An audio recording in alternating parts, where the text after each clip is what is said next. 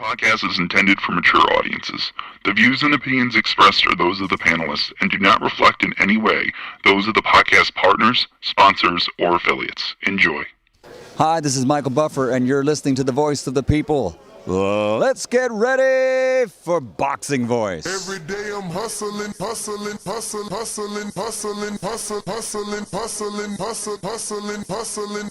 Every day I'm hustling, every day I'm hustling, every day I'm hustling, every day I'm hustling, every day I'm hustling. I've been ready 2 years ago. Let's line them up, the top 5 guys. You already know. Spence, Ugas, Porter, Crawford winner. Spence, Ugas, Porter, Crawford, Keith Thurman. Y'all know I'm coming. Philly in that building. We taking over this welterweight division. Let's get it. Well, that's an awful lot of names. Can you narrow it down in your mind? Call me Mr. Chimney. I want smoke. Who you'd like? I'm ranked number 3 in the IBF, so Earl Spence. All right. Sounds good. Congratulations, Boots. Fun to watch. Thank you. Appreciate you having me. Hey, Daddy, this a dollar bill. BoxingVoice.com. No matter what nobody say, man, Spirit, can't nobody fuck with me, man. You know, I can't be fucked with, you know. Dollar D Beyonce Productions. Whether you pay to see me win or you pay to see me lose, you're gonna pay. Fuck it, your kids still gotta eat. I don't have to watch, you know, any footage of a fighter. I mean, because I'm Floyd Mayweather, everybody gotta watch me. I knew eventually I was gonna have to fight Oscar. I feel like he was straight up and down, no special effects. BoxingVoice.com. How can Canelo have the biggest deal? Your deal was for $300 million, and I made $350 million just in one fight. And you're fighting on the app. BoxingVoice.com. I'm a king, okay? I eat a feast. Every time I eat a feast. And when I get up from the table, I don't give a fuck who get the leftovers. At the end of the day, follow my green print. Dollar D Beyonce Productions. BoxingVoice.com. Ness Heyman. What up, what up, what up, what up? Welcome back, ladies and gentlemen, to another edition of the Boxing Voice Radio. I am your host, joined alongside Alexander Lioness in New Jersey. Dumatron, what it do? Ladies and gents, what's up? If you're just joining us, do not forget to hit that thumbs up button. It is so important. It helps with the visibility of the show. It's going to get other boxing fans in the eyes or put them in front of this show and allowing them to know that we have a safe haven, a place where they could call in and congratulate the celebration of their big win or their fighter's big win, or come on over here, get served that good old-fashioned crow. You know, we got it fried, we got it stewed, sauteed. It's right here, man. That's going to be my fair share serving of some good old-fashioned crow for myself, because I happen to pick Josue Vargas. I flip-flopped like a pancake, didn't believe in the old Nostradamus ways, and I knew it. Initially, when I talked about it, at least it's on record, I told you, this guy, Josue Vargas, gets hit too much. He lost a tooth when he's fighting. Why we got to talk about my man's tooth? No, because that's part of it. That's part of it. When he fights, he loses a tooth or he gets a black eye. And I should have just stuck to my guns. And I didn't. And Zepeda did what he did. And, you know, Jaron did what he did. I think deep down inside you, Ness, was what you know, how this fight could turn out. But I think that we were hopeful for the young guns. You know what's strange? I haven't heard any weird noises from your system. Did you do something new? Wow, look at this guy. No, I mean, you know me, I not moved the knobs around. I'm just going to have to take a picture of this. No, honestly, there's like zero static, zero air. It's the first time it's ever heard this way. This is strange. Holy cow. You know what? Then I figured it out. We'll talk off air. I've truly figured it out. If you can't hear nothing. I hear nothing wrong at all. Ever. I figured it out. Hopefully. That sounds I good. figured it out. Well, for Karma Surge, he's saying who lost a tooth? Josue Vargas lost a tooth about 2 or 3 fights ago, and obviously now it's a replacement. You could put it in, take it out. So he kind of loses it every time he fights now. What you mean put it in and put it? It's like a Lego tooth or something? Yeah, it's like a little Lego block. Fight time, pop that sucker. I mean, well, not fight time. It out. Pop that sucker in for pictures. Fight time, take that sucker out. Damn. Dentistry in its new age. But going back to what you were saying, remember we went over this resume and we had a feeling about what this fight could turn out to be. I just didn't expect that first round knockout. That shit blew him out. Whoa. It was a crazy first 20 seconds. How long did it last? I don't know, first round, but I think that the story of the weekend is the brother. Like people are laughing, and I know it's funny because I'm laughing, but I bring it up because my question is like, yo, bro, like, what is my brother supposed to do? He better fucking cry or we ain't even brothers no more. Podcasters, bro, they've done it time and time again. They have no shame. They did it to Cotto. Shout out to my man Cotto, Miguel Cotto. They did it to, his lady. They put the camera on her. And this has been done time and time again. It was crazy because the reaction of the brothers almost went viral, or if not, it did go at least boxing world viral.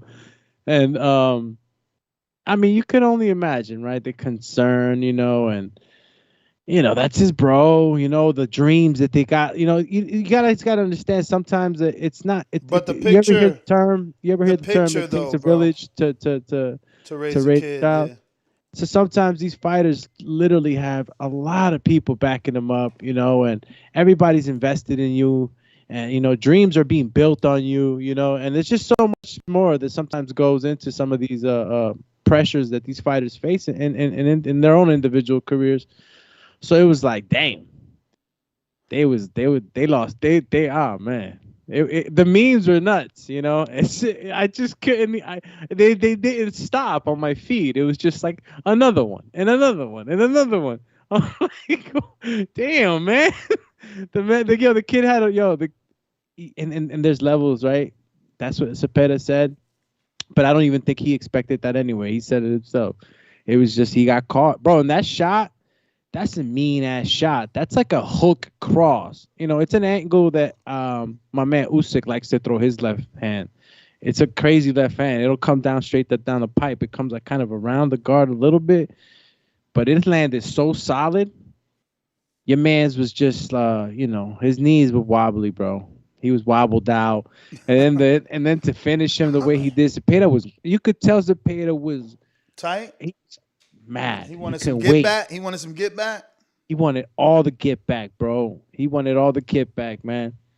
And he got it. I mean, brother was fucking excuse my French, at the side, at the side. Was he front line on the tickets? He looked like he was close. That he wasn't allowed on the corners. I thought that was kind of whack. I mean, look, one or two things, right? I don't know how those pressers go right now, but I'm pretty sure it's like they talk about, what's going to happen, how to conduct yourself and shit. And like, if Zepeda's brother kicked, what was it? Josue's father, right? Kicked. Isn't that, couldn't he sue him, for that? I mean, I guess you could sue if you wanted to sue. Yeah. I mean, you could press charges. So what I'm saying is the physical contact that was made, it was like, if I would have been, this is just me, right? Obviously, since 10 years old, I've been in my brother's corner. It sucks that I wasn't in his corner, but there's just consequences to your actions, man. And I thought that was light, because I thought about it. I'm like, yo, he Muay Thai kicked the shit out of him. And he kicked him like he knew what he was doing too. And I was like, oh shit, like how does that go? Like, because we're living in a day and age, you got how many thousands of people witness that, you just don't know how somebody might react. But I thought that it was like whatever, but when you get into the backstory about it, Zepeda's like, he's been in my corner for 10 years. And then when Kriegel's interviewing him, I'm seeing the emotion out of Zepeda, like, bro, literally, like he had so much emotions running through him. you could fucking like tell that like he just couldn't wait to get his hands on Josue, and he from the gate. Whoa. That's the beauty of this sport, man. I mean, the narrative going into this fight was Zepeda took too many beatings. He got knocked down 4 times in the Ivan Branchek fight, so he's not the same. Hank Lundy beat him. Lundy's older. He's not the same. And then, you just come out there, you locked and loaded, and you do what you meant to do. And you shock the world. This sport is crazy, man. It really is, man. When you least expect, it's like Juan Pablo Zabragul, man. I keep saying that because I couldn't believe what I saw.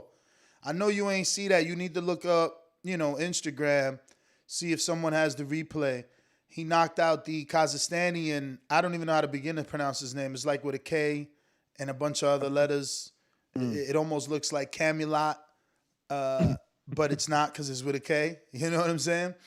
And bro, this dude was supposed to be some up and comer, some heavily touted, one of these Lomachenko type. Oh, we on the fast track. Another Beck the Bully, same type of guy like Rosado Ice. Another up and coming guy from Eastern Europe. Oh, watch out! Look at this guy, bro. And he was bringing the fire too. You could tell he was trying to get Pablo out of there. Obviously, common opponent with Jaron Ennis. But no, sir, man. That Dominican was on the back foot. Literally, you got to look for it because he's backpedaling. Like he's taking steps backwards as he's throwing the right. So this is a man that knocks someone out cold going backwards. No foot planted, no traditional stance, not even a boxing stance. Literal walking backwards. You gotta watch it. It doesn't no justice to explain it. And what is the name again? I don't know if it's Abregu or just Juan Pablo, but I know it's a brew. But that's him then. That's him. The one that fought Boots like 2 fights ago. After that fight, then Boots fought Van Heerden and Lipinets, and now Delorme. Yeah, it was Juan Carlos Abreu, right? Amazing, bro. Let me see if I can. I hope I can find it. Oh snap! Abreu. Yeah, Abreu's a rough dude, man. That was remember he's the dude that got out of jail and fought Ennis straight out of jail. They cut the bracelet. I remember. So now, know he's super duper tough, and he proved it that night, but it got overlooked because it's like, yo, he's fighting Ennis, so you can't see that. So is it Juan Carlos? Yeah. Juan Carlos Abreu. Is it Aberu? AbreU. Abr. Shit, bro. So he got the KO, huh? Big KO. I hope I find it on Instagram. Wow. Walking backwards, bro. Damn, it's not here, bro. See, that's the thing, man. These guys, bro, they go under. Oh, is this it? Oh, well, this is a still shot of it. Let me see if they got the video. Yo, the bros from La video. Romana. No video, but this is it right here. At least he got pictures. This is him. He won a little belt for it. This is him after dropping him, and this is his man's laid out on the floor like, ay, ay, ay. And there it is right there. This is the name of the guy. Juan Carlo Abreu upsets fast-rising prospect Turskin Bey Kulakmet. Yeah, Kulakmet. Iced his ass, yo. So, when people say, I'm bringing this up just for, like on a double down on Boots. When people say, who has he fought? You won't normally give credit to a guy like Juan Carlos Abregu. Oh, man, he fought him coming out of jail. Cut that shit don't count. Yeah, right. Still a tough-ass dude. Hungry. Still a tough-ass dude that iced an up-and-coming prospect contender from Eastern Europe. He's another Gabe Rosado, so give him his credit. Give him his credit. And imagine what he could be if he focused. What he could be if he got 8 weeks, 10 weeks training camp.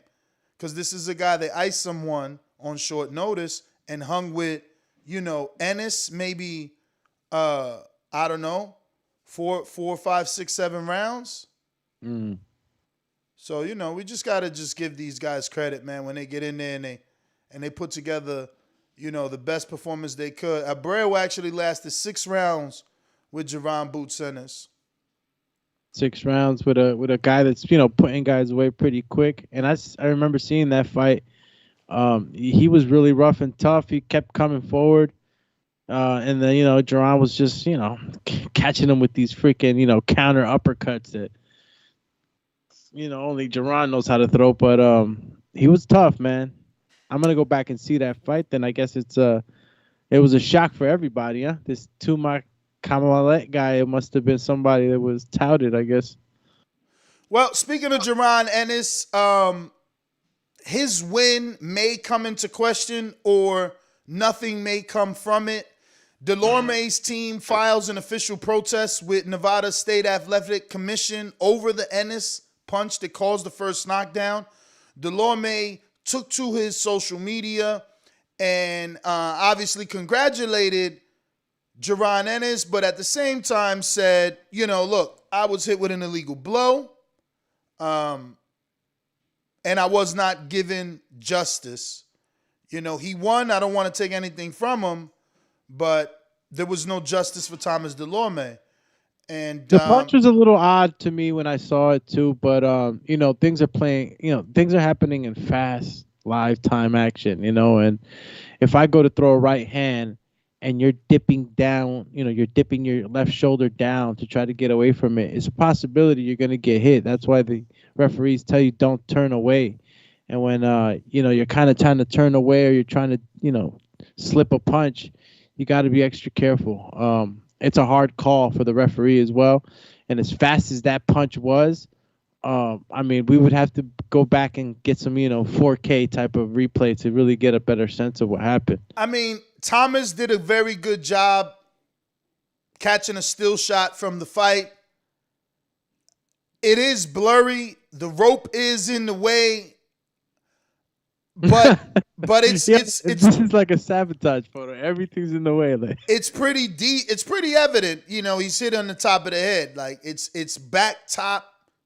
Is it behind the ear? We can't tell from this picture. That may be true. Just reading real quick, he says, quiero darle la gracia a todos mis seguidores por su apoyo, pero esta noche recibí un golpe ilegal en el primer round. No es una excusa, pueden ver la repetición y no pude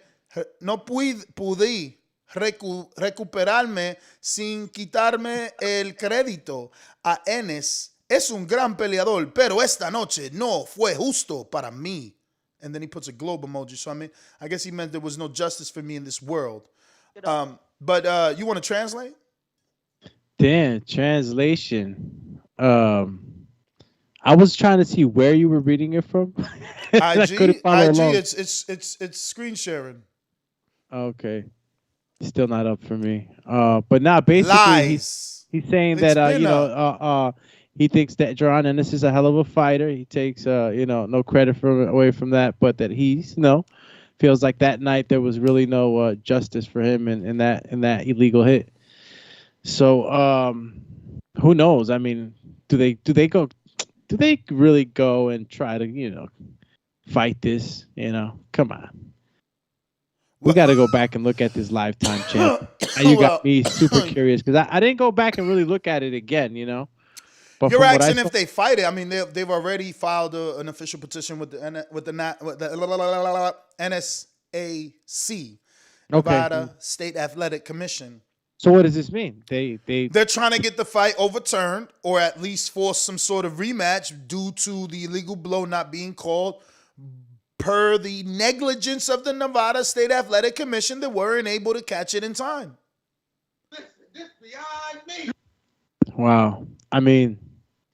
Shit, man. Look, you can't get mad at the man if he feels like he's been wronged, That's why these legal avenues have been put in place. So I guess Delorme is just going to have to see what he gets from that. I don't think anybody wants to see a rematch, no, nothing against him. It sucks too. Cause I obviously Delorme is past his prime. But you did expect him to put up a little tougher fight. Like people were thinking, people were thinking at the very least 6 because that's when Crawford did it or something like that. No one's expecting a 60-second knockout. 60 seconds, bro. He was gone in 60 seconds like Nicolas Cage. Eleanor style. Yeah, Eleanor was fucking Boots' left and right hands. Bro, the guy punches with such a veracity. It's like he's training all day just to like smash, on some Hulk shit. He be throwing them punches, bro, with so much force, so much mean intentions. There's a lot of guys in there that I've seen try to trade with him, man. You can't trade with a guy like that, man. Let me ask you, did you catch the aftermath? You're not on my level, and you will see. You didn't catch the aftermath with Boots and the most entertaining, most exciting welterweight in all of boxing, none other than Blair the Flair. Woo! Cobbs. That was actually pretty good, right? That was a good Ric Flair, dog. I didn't get to see that. Only heard about it and seen it on social media a bit. That's a fight that I would not mind seeing at all, actually, bro. Believe it or not. I know that we wanted Jaron Ennis to really fight the marquee names right now, but on your way up, you might as well get an entertaining fight. Especially if you're gonna get paid, because these guys don't want to fight you, bro. These marquee guys, these top guys, they really don't want to give you the shot just yet. I look at it like this, Al. I'm like, the hunt is the hunted. Oh. The hunt is the hunted. Earl was out here calling out Keith. Now Crawford and Spence are calling you out. Crawford and Boots are calling you out. And then Boots, you're not free from call out. A dude literally came to your city. I guess that's not Philly yesterday, was it? Well, he came to your fight to see you, and he said that. Blair Cobb said that. I'm here to see what all the hoopla is about.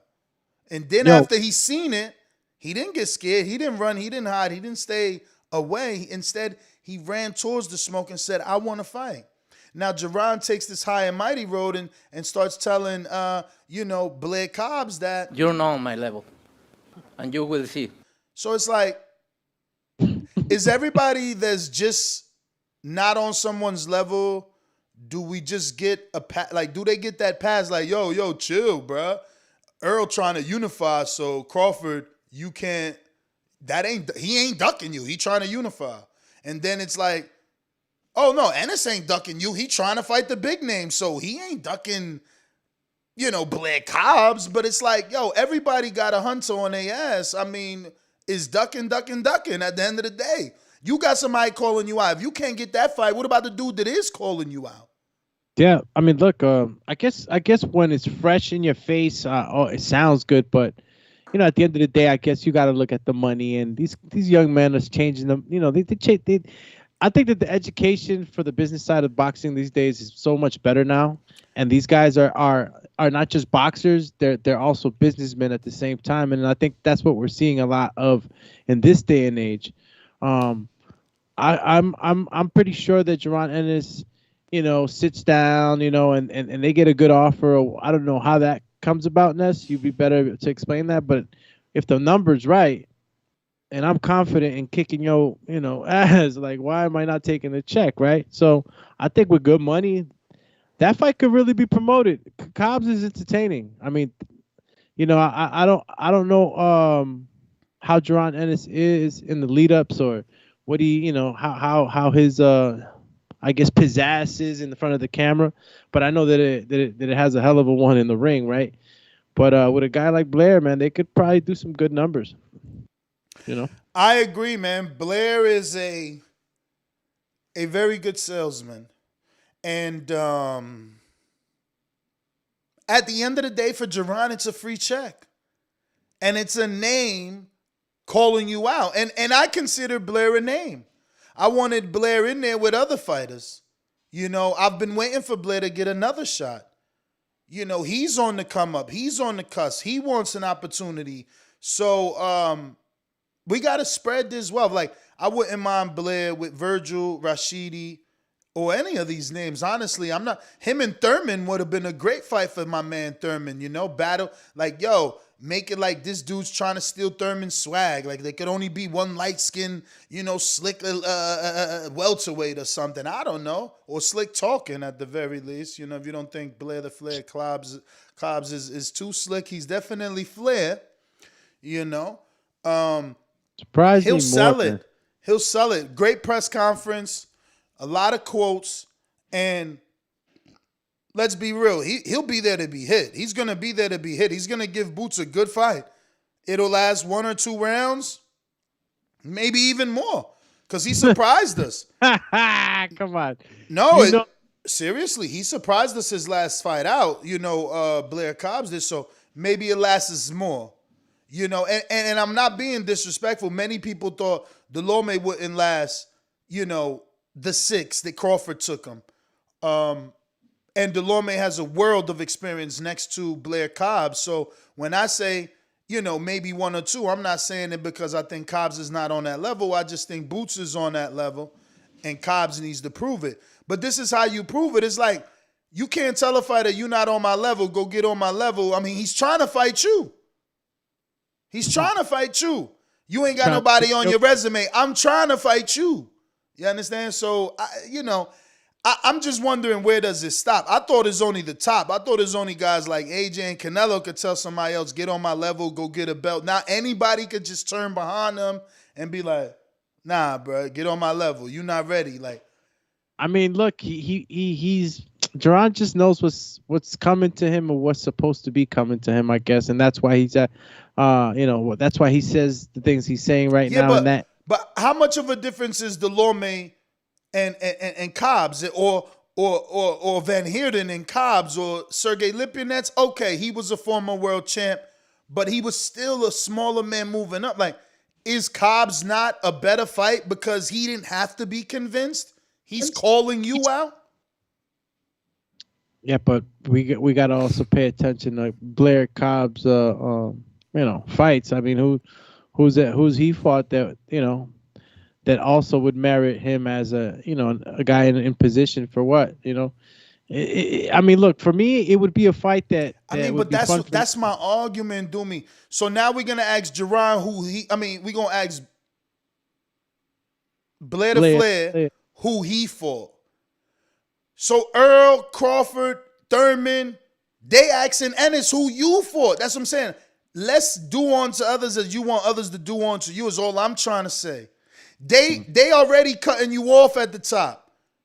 Your interview says, I've been ready for 2 years. Give me Crawford, Thurman, Porter. You ran down a list. So all I'm saying is, if those dudes shutting the door to you, why you shutting the door to the dudes behind you? You see what I'm saying? I get you. I mean, look, and I get it because it makes a lot of sense. But I'm just with the notion that I believe that Jaron would fight him for some good numbers. I think that as soon as I heard that, as soon as I heard Jaron Ennis say, I'm third in the IBF and, I need to fight Earl, I was like, okay, this guy's the real deal. He's calling it because he feels like he's ready for it. And, it's one thing to say it and one thing to truly be, ready for it. But he's one of those guys that's shown that he's just levels above the competition he's been fighting. So this is why I like Devin Haney, man. And I'm gonna keep using this example, because Jaron is known as a guy that can't get a welterweight to fight him. So why are you telling a welterweight that actually wants to fight you that he can't fight you? Unlike Devin Haney, who I hear might have according to Blue Blood's video, I didn't get to finish watching it, but according to Blue Blood, it sounds like Haney might be getting offered the Tank fight. I don't know if that's true, but what's important is that Haney isn't telling anyone they not on his level. There was some rumblings about Maxie Hughes in the IBO title possibly fighting Devin Haney. Maxie Hughes is on social media. Oh, I'll fight you. Devin didn't say, yo, you not on my level. Who the fuck you for? Nah, you can't fight me. You know what Devin said? Shut up, bitch. You option D. Sit down.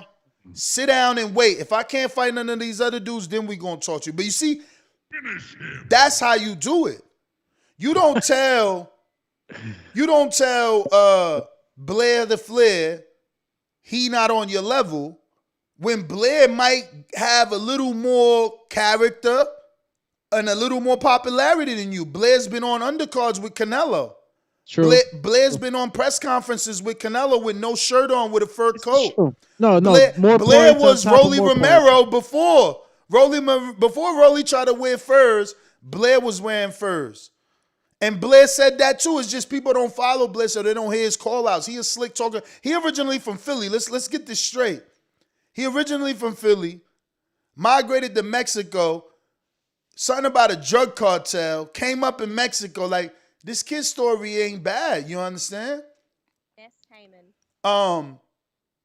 But you don't tell a dude that's calling you out, get on your level when that's what they doing to you.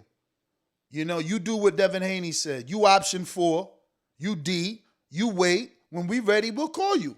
Not that you ain't on my level. Not that we don't want to fight you, because we need fights. We need fights. I think the correct response is always if the number's right. You know what I'm saying? I don't think that's the right response either. Don't start talking that money shit. You ain't selling tickets. You ain't no draw. You start telling people. Did he have people there? It wouldn't matter though, do me. If you start telling the people underneath you that they gotta sell tickets and that they gotta be a pay-per-view star, what the people in front of you gonna tell you? Yeah. If you start telling Blair he need to sell tickets, what Earl gonna tell you? You sell some tickets if you want to fight me. Don't do that. That's all I'm saying. And I ain't harping on it. I'm just saying that was a mistake. Let's not make it again. Let's not make it again. If Rashidi Ellis call you out, say, yeah, I want Earl. I want one of the bigger names. If I can't get none of them dudes, yeah, I'll put you in the ring. Because what we going to do? If you can't get them dudes, who we going to have you fight? Another fucking Sergey Lipin, that 140-pound dude? No. Give me Blair. Give me Blair and his afro. And Blair going to contact Ric Flair. And Ric Flair going to walk him out. We all know this. Like, stop acting like it's not a big fight. Stop acting like he don't know how to sell the fight. All right, so let's argue for dudes be so quick to defend their favorite fighter. They already shitting on Blair. It's like, yo, these dudes in the same situation. There's only one dude. He got more upside because we see the physical skill. So we obviously think that Jaron is going to go further because of his skill. But Blair is there because of his personality. Bro, he's already there. Look out your window. The line 6 read Jaron Ennis bat signals in the sky right now. You're violating sex. He must fight champions only. No, just kidding. Look, listen. We want to see Jaron Ennis fight the top guys. Let's be honest with it, right? As much as we want to sell this fight for Blair, what we really want to see is him take on the top guys. Some of these top guys would definitely, give us a better barometer on where he's at, because again, the competition hasn't been super top either, but he's done what he's supposed to these guys. So let's argue for him for a little bit, because who else? It's a fight, besides Blair Cobb. Blair Cobb took the initiative. I like that. He's running towards the fight. He's running towards the fire. We love that. But what possibilities are there for Jaron Ennis? He's not with any of the networks, right? He's with promotions. Excuse me. Is he a free agent? Like who is he going to be able to make these fights with? Who, Jaron? Yeah, Jaron is with Cameron Duncan and Showtime. And according to Keith Idek of Boxing Scene, Jaron won't be getting a shot at a top guy unless he signs with Al Heyman. So another reason not to be dissing Golden Boy fighter Blair Flair.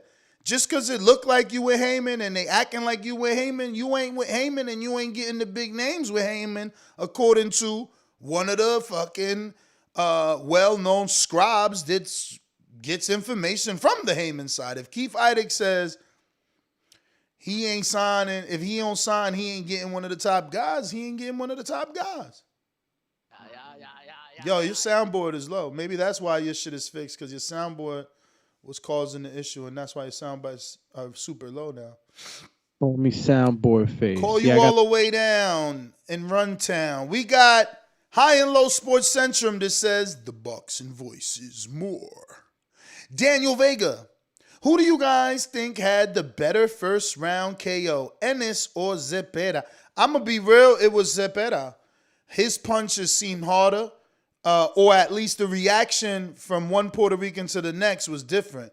Delorme, who wanted to be Puerto Rican, reacted not as hurt as Josue, who was truly Puerto Rican, and you know, when he got hit, that shit looked like it hurt.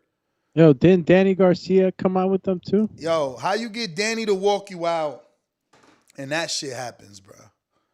That shit was nuts. That shit was some suspect shit. Danny came all the way from Philly for that. You're a bum. Fuck that. Ain't no fucking bums. Yo, Riff King, don't get timed out talking about who is Blair Flair.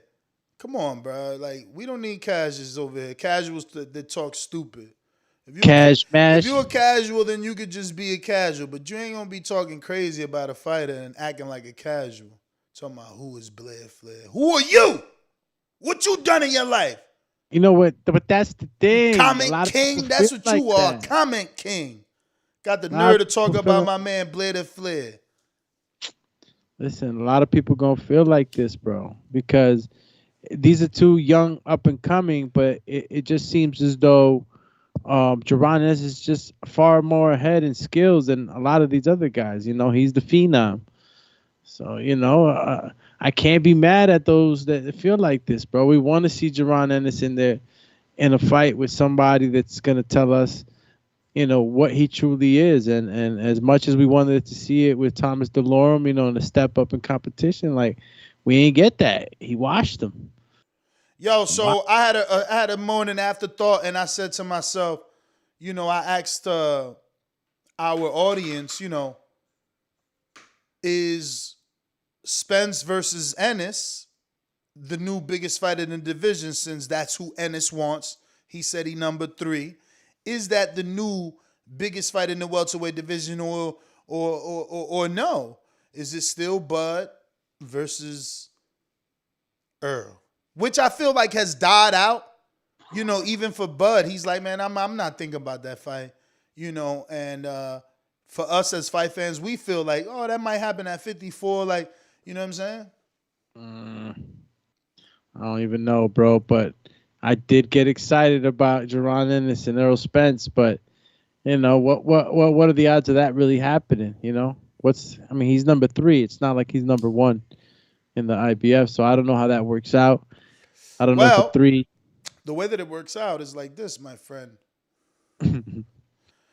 Number 2 is Sean Porter, which technically means number 2 is vacant, because Sean Porter accepted the fight in the WBO rankings, which technically means win or lose, there's no physical possible way he can remain at number 2 in the IBF. Because when you win, you become a champion, and none of the other sanctioning bodies rank you because now you're a champion. And when you lose, you get demoted, which means he won't be number 2. And coming off a loss, how could you be an eliminator? It would be unprecedented. Wow. You understand? Imagine losing to Crawford, and then the IBF says, hey, I sent you an email, and it said, and you're the mandatory to Earl now too, off a loss. Like, highly doubted. And then when you think of Cuadrado Abdurakhorov, who is number 1, he's been there since 2018. We got correspondence with Jennifer Salazar with the IBF that state that the IBF is supposed to call their mandatory after the WBC. Well, the WBC did that already when Earl came back to boxing after the car accident. So since the Danny Garcia fight, the WBC mandatory in the welterweight division for Earl Spence has been completed, which means it's the IBF's turn, which means they haven't had a turn since 2018, which means that Ennis versus Abdurakhorov could be called But which also means since Abdurakhorov has been there all that time and never took his shot against Earl, he might do the same when they, because they're going to call him, hey, look, we've been thinking about mandating you versus Boots. You might like, remember that part from, what was it? Coming to America, or is it the Crumbs? And he's like, no. And he turns, oh, no, that might be Friday, right? When they like, no. And he just leave. Because they're going to call you. Yo, guess what? You're getting a title shot. Oh, what? But you got to fight Boots. You know what? We ain't going to be available that day. You understand? So he might end up in position in like 6 months. You might see him as number one.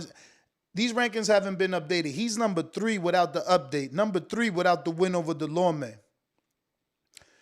Expect an update and expect this man to be number 1. I'm telling you. I remember Abdurakhorov. He reminds me of Victor Postal. Victor Postal's a guy that accepted step-aside money from Danny Garcia and PBC 3 times. He waited. Eldelier Alvarez, Anthony Yard. I could go on and on with dudes that was like, they got that phone call from the same somebody like, yo, it's your turn to fight to be the man. Nah, not right now, yo. We good.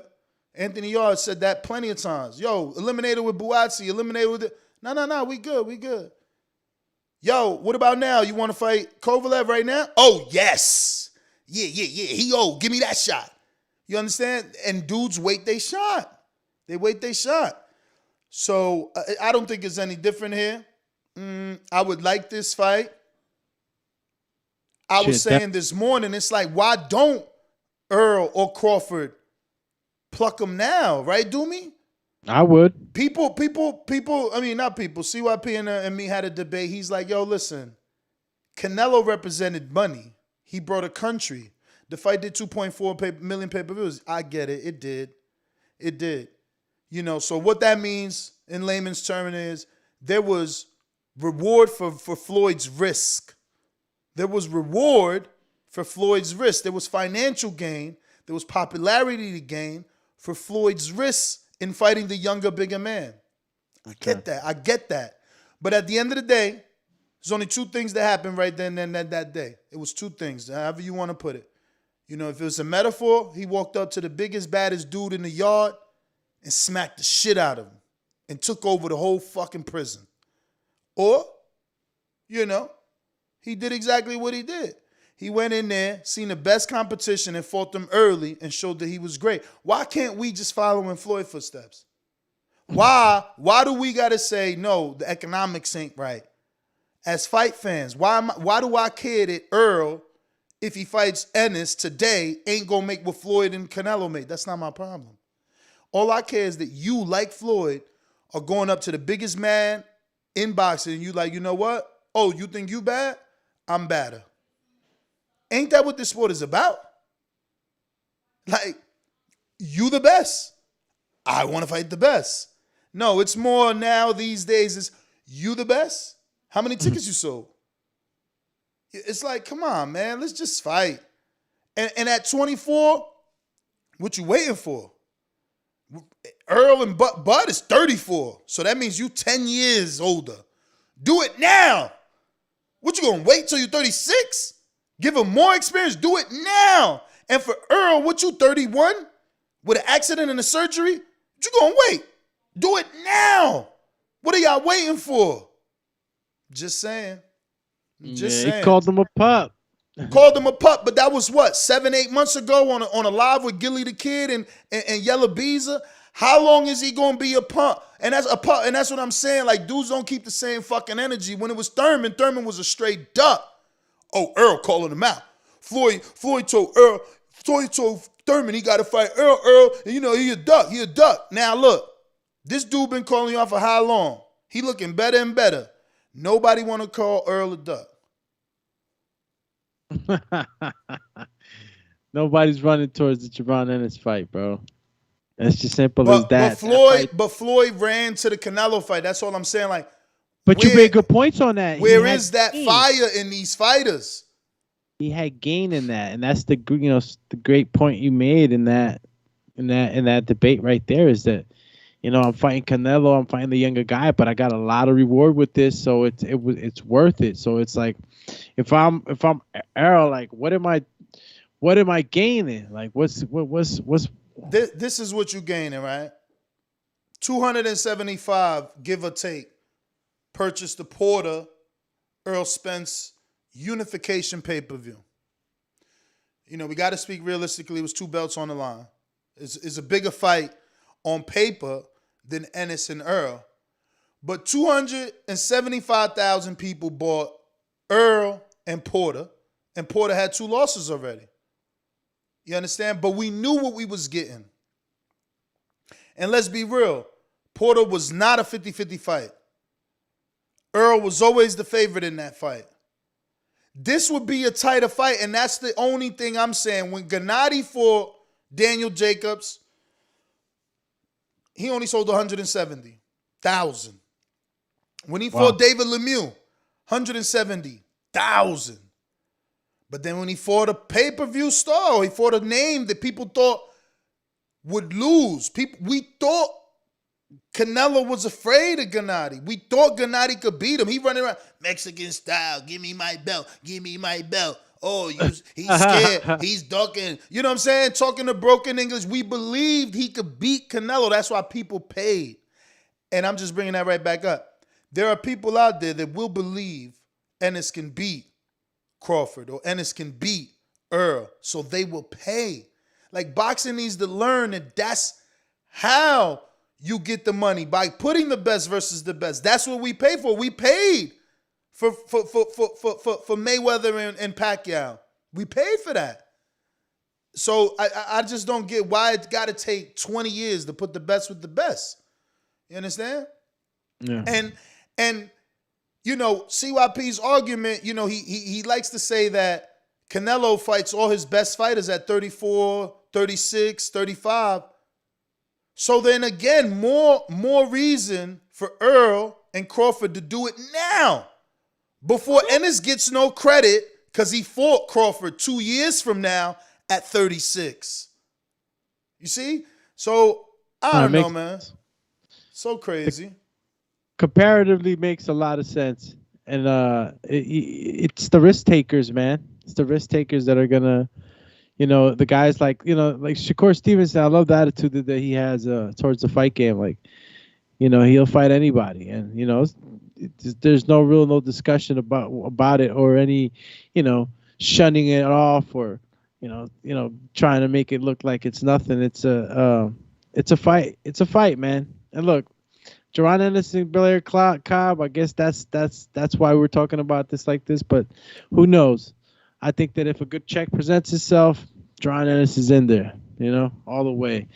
Why waste your time? You know, stay active, and if you're gonna have a guy that's gonna give you some attention at the same time, and you know, you can move on forward from that fight in an impressive fashion, you won't be denied, right? Jaron Ennis keeps doing what he's doing. He can't be denied. It's only a matter of time before he gets to any of these top guys. So enjoy the journey. You know, get some more paychecks. These guys can't stay away for too long. You know, he's gonna keep winning. You know, I don't see anybody stopping him right now. We could go ahead and talk about maybe some crazy fights. That's the beauty of an electrifying performance, man. Last night on the live fight chat and the media reaction show, so many people were saying that, you know, no one can beat Boots right now. Boots beats everybody right now. You know, some people obviously were like, Boots beats everybody but Crawford. Boots beats everybody. No one can beat Boots. So it's like, that's how strong good performances are. You know, the narrative changes. You know, your stock rises. I don't know that knocking out Delorme in 60 seconds means you can beat Crawford or Earl, but I do want to see those fights. You know, I don't want Crawford to be 36. Not that I mind, because, you know, I think Kovalev was 36, you know, when Canelo fought him, maybe something like that. So those things happen in boxing. You fight older men. You fight the veterans of the sport, you know. And like Zepeda, every now and then you think a veteran of the sport is done or ripe for the taking, and he ices you, you know? Just don't put him on ice. You want to run down this card real quick, man? I know there was some fun-ass fights, man. Yeah, let's do it, bro. I mean, I watched everything pretty much. So, you know, when we're talking about the Caraballo fight, that was crazy. Caraballo. Sultan was a little porter, man. He called himself the little porter of the division. Call him Porter style, bro. For real. How do you say Caraballo? What is his name? Caraballo. Caraballo. You know, he went down too, right? Didn't he? I feel like he went down. Who, Caraballo? Yeah. Yes, I think he did. Yeah, I'm pretty sure he went down. You know, Sultan was a little beast. He was a straight beast, bro. I mean, what could you say? And he was training with Porter, no? Was he? Yeah, I thought I saw a picture. I thought he was just influenced by Porter. Oh, yeah, okay. He definitely knocked him down. I just found the replay. He knocked that, right, 4 times. Lord. Jeez. And it's funny, bro. People had what was his Caraballo. They had Caraballo by knockout. People was thinking he was going to get when it was, you know, when we making bets and talking props. I don't know if it was Majimbe, somebody. Yeah, I think it was Majimbe talking about Caraballo and maybe Michel, both for the knockout, he thought. But this dude's shoulders, he does look exactly like what a Philippine Sean Porter should look like. You know, the fact that he's so cocky as a Filipino is also crazy. He cocky in a motherfucker. He remind me like of a stronger Mercito Gesta. My man was looking like Ryu and shit. Though. Good fight. It was really, really good fights last night. I thought my Dominican brethren won. I don't know about Cha. What did y'all think of the Carlos Jackson? They both was Dominican too, but I feel like Jackson had what's Ibrahim Rain Man? Ibrahim Rain Man is from Panama. Is that a Panama flag that Jackson had on his shorts yesterday? He's probably half Panamanian or son or his wife. Probably.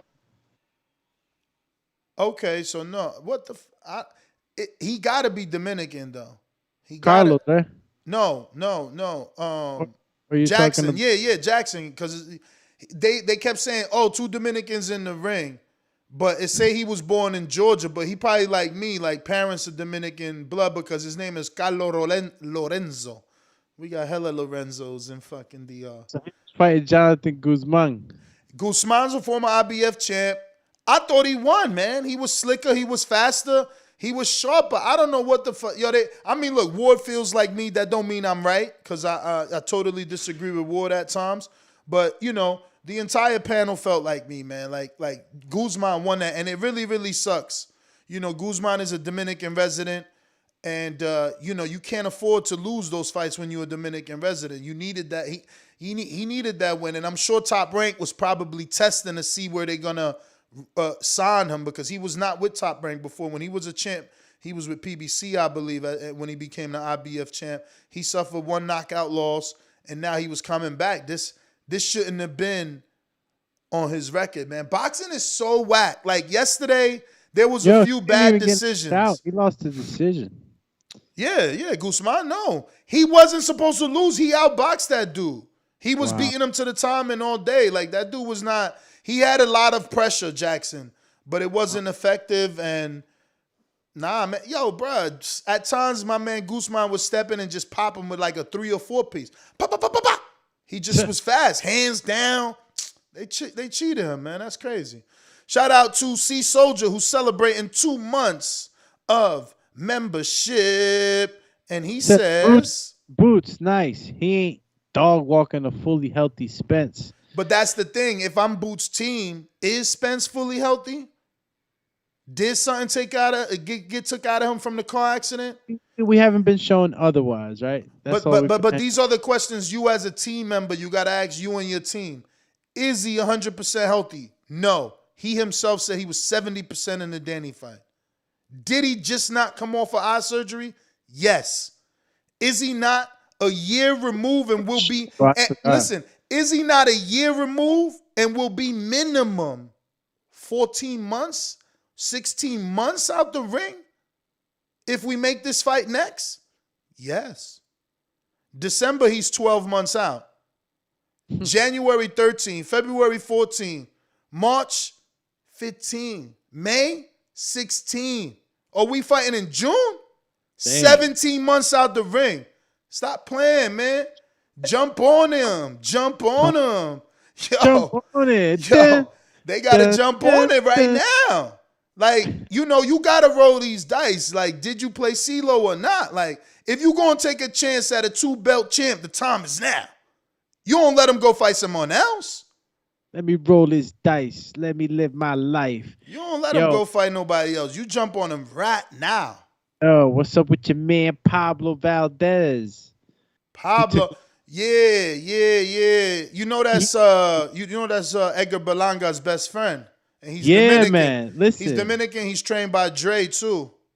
Berlanga was right there ringside screaming with the cast on and everything. Like, yo, they want us to lose, bro.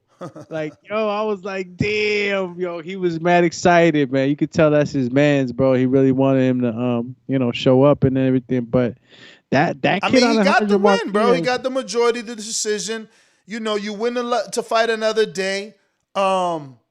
Pablo is gonna be brought up way slower than Berlanga, but he's working just as hard.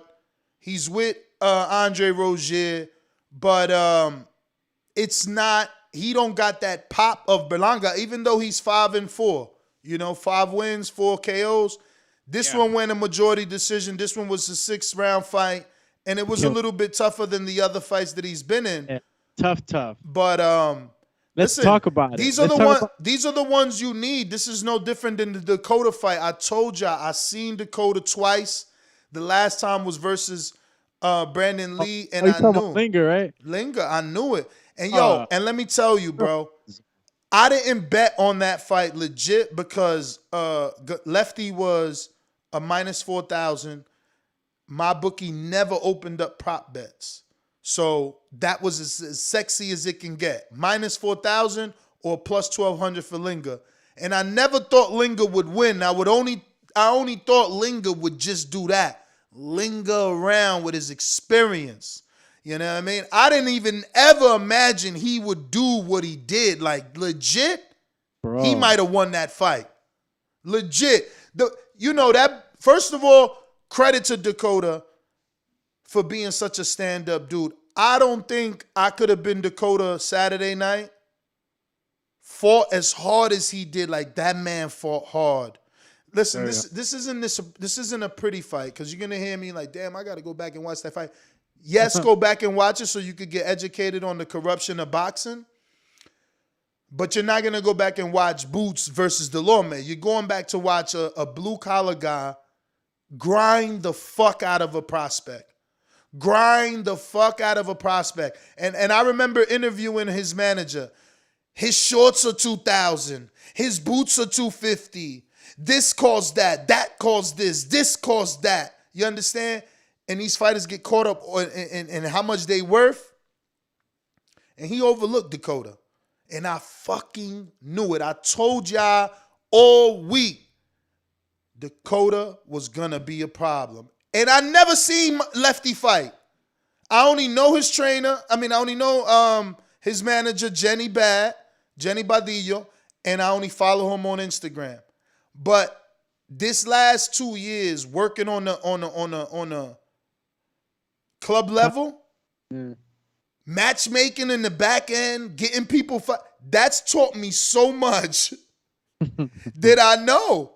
So when and obviously the personal stories with Jen. So knowing how it is, like knowing how you bring up a fighter, the Lovejoy way. Obviously, not everybody goes to that extreme and fights a bunch of Mexicans that we never heard of, but you get it. When I say you bringing up a fighter, you bringing them up. You bringing them up. And you going to get them fights. Your hope is to get them developmental fights that don't get them knocked out. So when you finally get your fighter to TV, you no longer in control, Doomy. Like, you ain't buying me to fight no more. your money doesn't get me my opponent no more. Now you made it to TV. Now it's Brad Goodman matching your fighter. And Brad Goodman, you trying to sell me to him. You telling him I'm the next dude. So it's Brad's job to cipher through the bullshit and show Top Rank, yeah, he really is the next dude. So what do? Before they sign you, they give you a fight. Who do they give you? A dude you should be able to beat, but he's going to give you some rounds. If you the goods, you will beat him. Brandon Lee. If you're not the goods, you ain't going to beat him. He going to give you a tough fight. You're going to get a gift draw. World is going to know. This was a majority draw? Fucking draw. Bullshit. That dude was happy to get that draw. Let me tell you. I didn't see the his heart must have been like, but I was seeing the fight, bro. Dakota was doing so many things that I love. He was an animal. He raked all gloves on both sides. Lefty Guns Gonzalez was like this on the ropes, exhausted. My man yanked this glove. Boom, boom, 2 right hands. He put it back. He yanked this glove. Boom, boom, 2 left. Yo, that kid is. I'm like I said. I feel so horrible for him. Like I can't even imagine what it would take. How much you got to train? How many miles you got to run? How many rounds of sparring he did to have that sort of stamina? Like that kid's stamina was nasty Saturday night, bro. Crazy. I mean, I feel bad for Lefty, but when someone fights like that, man, they deserve to win, bro. That shit ain't fucking fair, bro. He fought his heart out. He grinded an undefeated prospect. He deserved that win on his resume. Boxing is so trash for that, bro. Trash. Jahi Tucker looked good moving on. Tucker looked good, but he slaps with all his punches. I don't know if I think he needed to be a little more patient and settle down a bit because I think he needed to be patient and settle down a bit or because fucking Ward kept repeating it. That's why I hate watching fights with the TV on. You do get influenced, you know what I'm saying? He kept saying like, yo, he need to settle down. He need to settle down. All the while, he pushing his man back. I just didn't like some of them punches. There was a little slappy. You know what I'm saying? Like that's not effective. You wasting them shots. But he looked all right, and these are developmental fights. These are those fights he meant to win. So he was having fun. Yeah. He looked aggressive. That's why I enjoyed him. Yeah. Let me see. We talked about Mathew Gonzalez. I didn't see the Ray Cuadrado fight. Oh, that was a good one. Oh, you did? You could tell us. I didn't see that one. Yeah. Oh, wait. Michael Land, bro. I think I did see this one. I remember that last name, Land. Michael Land was, Cuadrado was he was the favorite. But, bro, Michael Land, like, and it's crazy, man, because when you have these guys that you don't know really too much about, and then you see them in there in the ring, you don't know too much, but damn, that guy was super fast. Excuse me, he was super. Oh yeah. Michael Land was the journeyman, but eventually he lost, man. He was fast. I know who you're talking about. Nah, it's the Ray Cuadrado was just too much, man. His body work. Yeah. Land was real sharp at the beginning. Honestly, Cuadrado was the tall Mexican dude. Yeah, bro. His body work was phenomenal. I'm gonna be real. I watched that entire fight, but I didn't. Man, you got feedback every now and then when I talk, is echoing back. I watched that entire fight, but I didn't score it like that. Honestly, I didn't feel that the Mexican won though. He was being pushed the entire night. This dude was faster by a mile. Like it was evident he was so much faster. He could counter. I mean, it was crazy. I don't know. Again, a lot of bad decisions on Top Rank, and I think this kid also won. I did watch this Michael Land fight. I remember he had the red with the gray shorts. He was an older man, but he came to fight. And I even remember Ward saying that, like, yo, Michael Land ain't get the memo. He came to fight. He was a southpaw, and he was hooking the shit out of that Mexican. That's messed up. I didn't know he won. Oh, that's crazy. 4 losses, 1-4-1. Who? Lan is 1-4-1? Yeah. Damn. You see, you got to be careful who you match a fighter with. That kid was not a 1-4 dude. Wow. Bro, he was looking super sharp. Super sharp. Listen to me. When I watched that fight, because ain't that the Mexican? He might have had like a bun or long hair, right? Like batata. Yeah, he had the Brook. So yeah, like yeah, a Brook. like something. And I'm like, damn, who's the A side in this fight? But then when it gets closer, you can see that Lan was older. Bro, he was not. His speed was impressive. Thing I gotta give Raymond, man, that his body work was just all night touching him. I mean, serious body work. Damn, they saying Michael Lan is only 22. Yeah, he's 22. Man. Oh my God, did they say his story? Man, he looked rough. Bro, it's his face. He was like, yeah, oh man, his face looks rough, bro. I thought he was older than that. Lord. Maybe BoxRec's supposed to have him there as 42. Nah. I watched the fight. He looked older. He looked older than 22. I don't need BoxRec. I watched that fight. He looked old. Not by speed or reflexes either. I mean, straight up face. Yeah, his BoxRec pick, he looked young. Maybe they haven't updated it. His a couple of birthdays. He got way from New York. He got like mad cuts in his eyebrows, trying to wild out. Oh.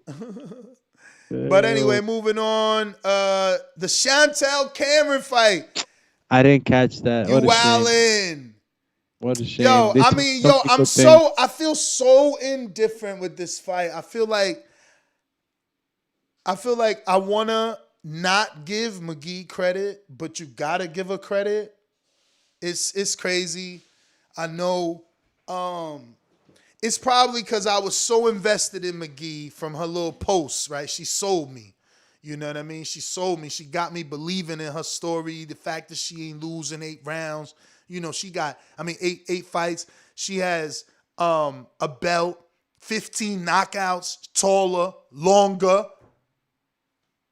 Underdog story. You know, the same story you weekly fall in love with. And I wanted her to win. And I knew she was the underdog. I knew she was going into that fight. And not that it was going to be a deficit or anything like that, but that it was an uphill battle. And her technique wasn't right, man. No. At times, it was, though. That's what's funny. Like, she's got a very nice left hook straight right. And she's got a nice left hook sometimes, but it slaps sometimes. Her right hand is whack sometimes. It's not a straight over the right. Like, it's not an overhand right. Mm-hmm. And it's not a straight right. That shit is like a dog paddle right. It was so ass, man. I'm like, what the fuck is you doing? But she's such a dog. She was pushing Cameron. Kept coming forward. You know, it was the speed of Chantelle and the combination punches. Fucking McGee just wasn't on that level. Like, she didn't have head movement. Her defense was poor, but again, she fought really good. This is going to be the experience she needs. She fought a really good fight. And yesterday was like the story of, you know, B-sides not getting an opportunity to come back. Like Eric Molina did poor. And my God. And it's been traveling through the internet or through the boxing universe so rapidly that I doubt Eric gets a job again. You know, bro, and I felt that way. How long way. did you have for that fight? How long? 2 weeks. But it doesn't matter. 2 weeks don't matter. You're a professional fighter and you've been on the world level. You've had 2 title shots. Like, Eric Molina is embarrassing and he should be embarrassed of himself. You understand? Like, we as human beings need to take just a little bit more pride in us. You understand? He is shameful and has no shame. He went over there and did nothing. And let me tell you, it's unfortunate that this will be the fight to condemn him because he probably tried more than the last 3 fights. He threw more right hands in this fight. He landed some shots. He threw more right hands in this fight than he did in the Hrgović fight and in his last fight. But it was this fight that showed the world that you're wasting your money. Your fighter learns absolutely nothing from Molina. Molina isn't putting resistance. He's not trying to win. He's a coward. You know, I don't use the word bum because I learned that I'm not at the level to use that. But I promise you, if I could fight to the level of a sparring partner in the heavyweight division, I would call him a fucking bum. The way that he acted was that of a pussy. He turned his back. He cowered away 1,000,000 times. He should be so embarrassed. Honestly, like, I just want for Molina, for him to watch that fight and the Rocky theme song just plays over and over. He goes to Mexico. He gets a few fights in Texas, and really earns another opportunity on television. I don't think that he should ever be on television again until someone successfully has scouted him on the club level, paying for his own fights, trying to earn his name back. The way that he treated boxing last night, he should never be rewarded with a check. He should have to pay for his fights. He should have to grind like every other mid to low level boxer to get another fight. He should not be given a check. He is not a developmental fight. He is teaching your fighter nothing. He has zero resistance. Your fighter is getting more and learning more in sparring than he is with Molina. Molina, he ain't doing nothing. Even when he punches, he's punching like a fucking scared female. He's scum right now. Honestly, he's scum right now. He doesn't respect this sport, and it's sad that he didn't get slept. He needs to be concussed. He should be really badly hurt so that he could realize, damn, you know what? I can't take these fights on 2 weeks' notice. Like, because he's taking them because he knows he's just going to take a dive. Hey, what? He knows he's the first legit punch that lands, he's not getting up. He's constantly looking at the ref with these puppy dog eyes looking for fucking mercy and help. He's disgusting. He is disgusting. He needs to, like, on the real, go and get it back. He should not, as a grown man, he should not retire this way. Because that's it. Bellew played him. David Caldwell. Everybody. People are like, this is the last time Molina should ever fight in our country. And if y'all don't want him over there, motherfucker, we don't want him either. So I hope this motivates him. Because if not, he should just go into retirement and be known as the worst heavyweight in the world. Because you can't do that. You can't rob me for my fucking money. I'm paying DAZN for this shit. I paid $8.83 a month for that. He doesn't deserve a check. And honestly, promoters should write that in the contract. Saturday night should be an indictment. Moving forward, contracts should have a clause. If you perform as poorly as Molina, to the level of that, if anyone looks that way, they should not have a right to earn their check because you didn't earn it. You didn't earn it.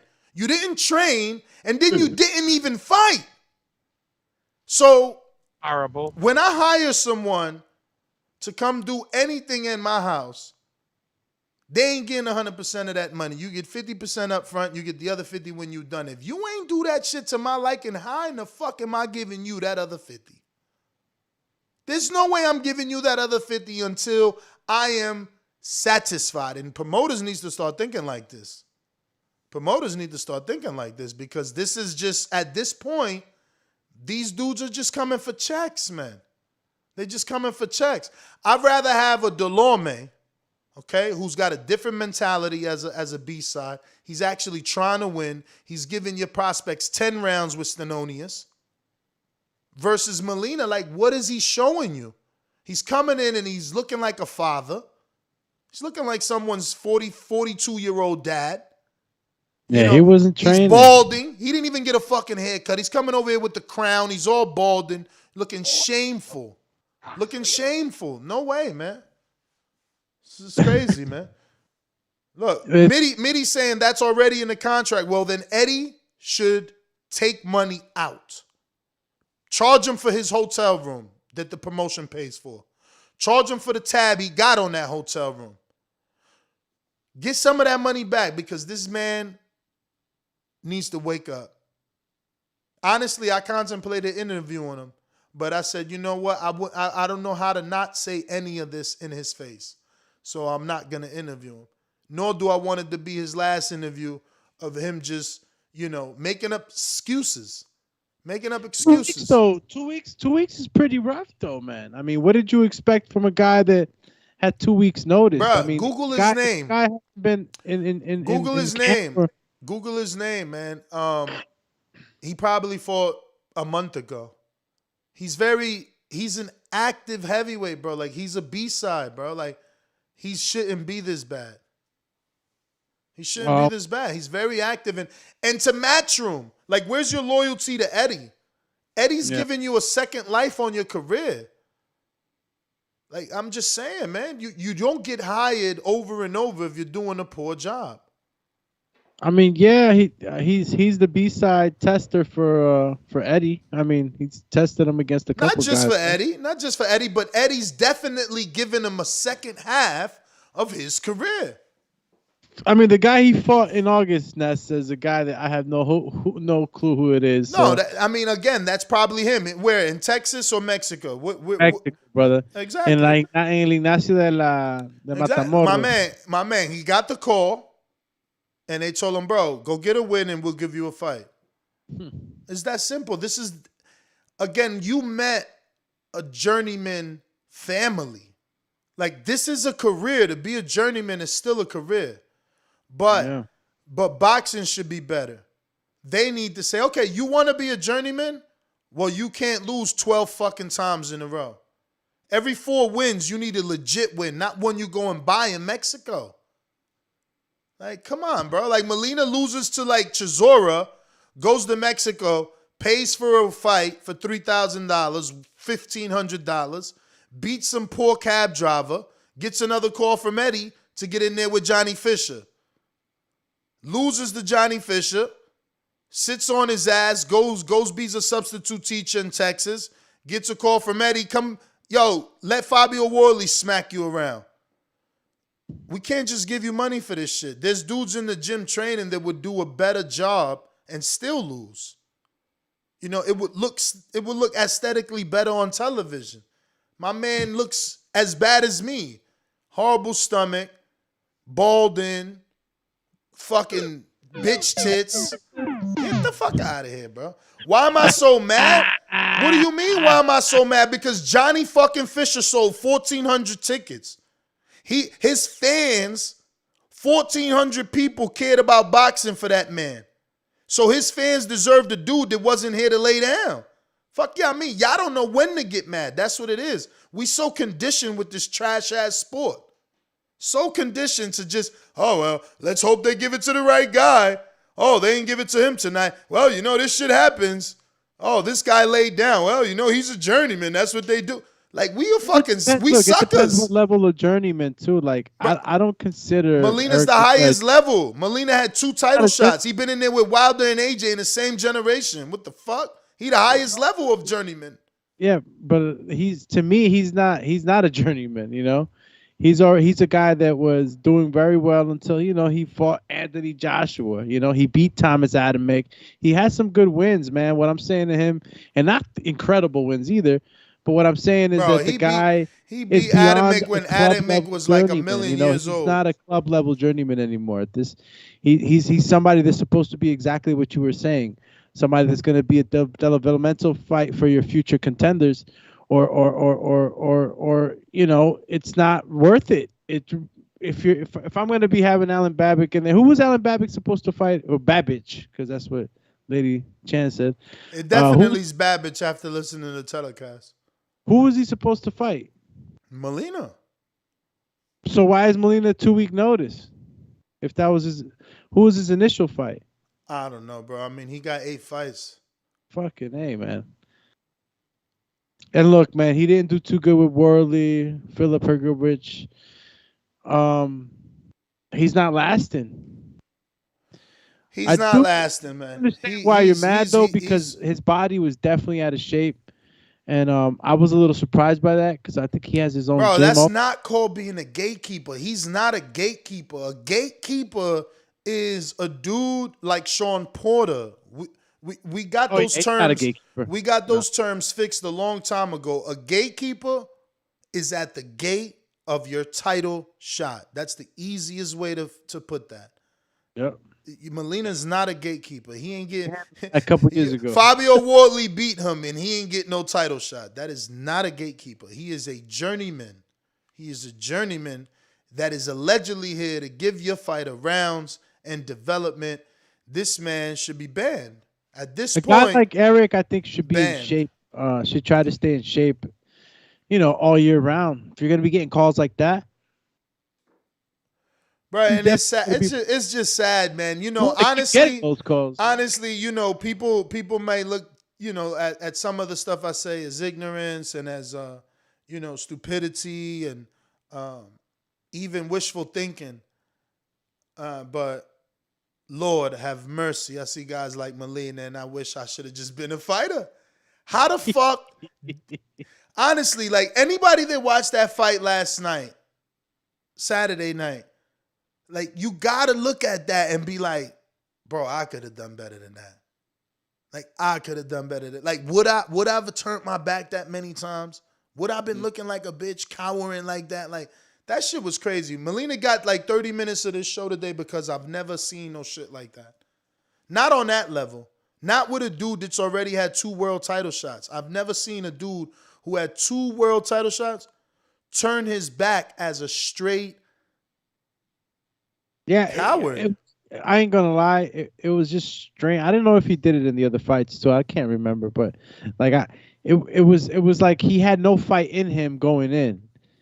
And even though he let off some good shots, and I was kind of happy when he did, because I'm like, damn, it could still be a turnout to be a good fight, but then it wasn't enough at all. He was tackling Alan Babbage.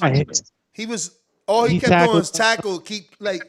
Every time he didn't want to get hit, he would just go low for the takedown.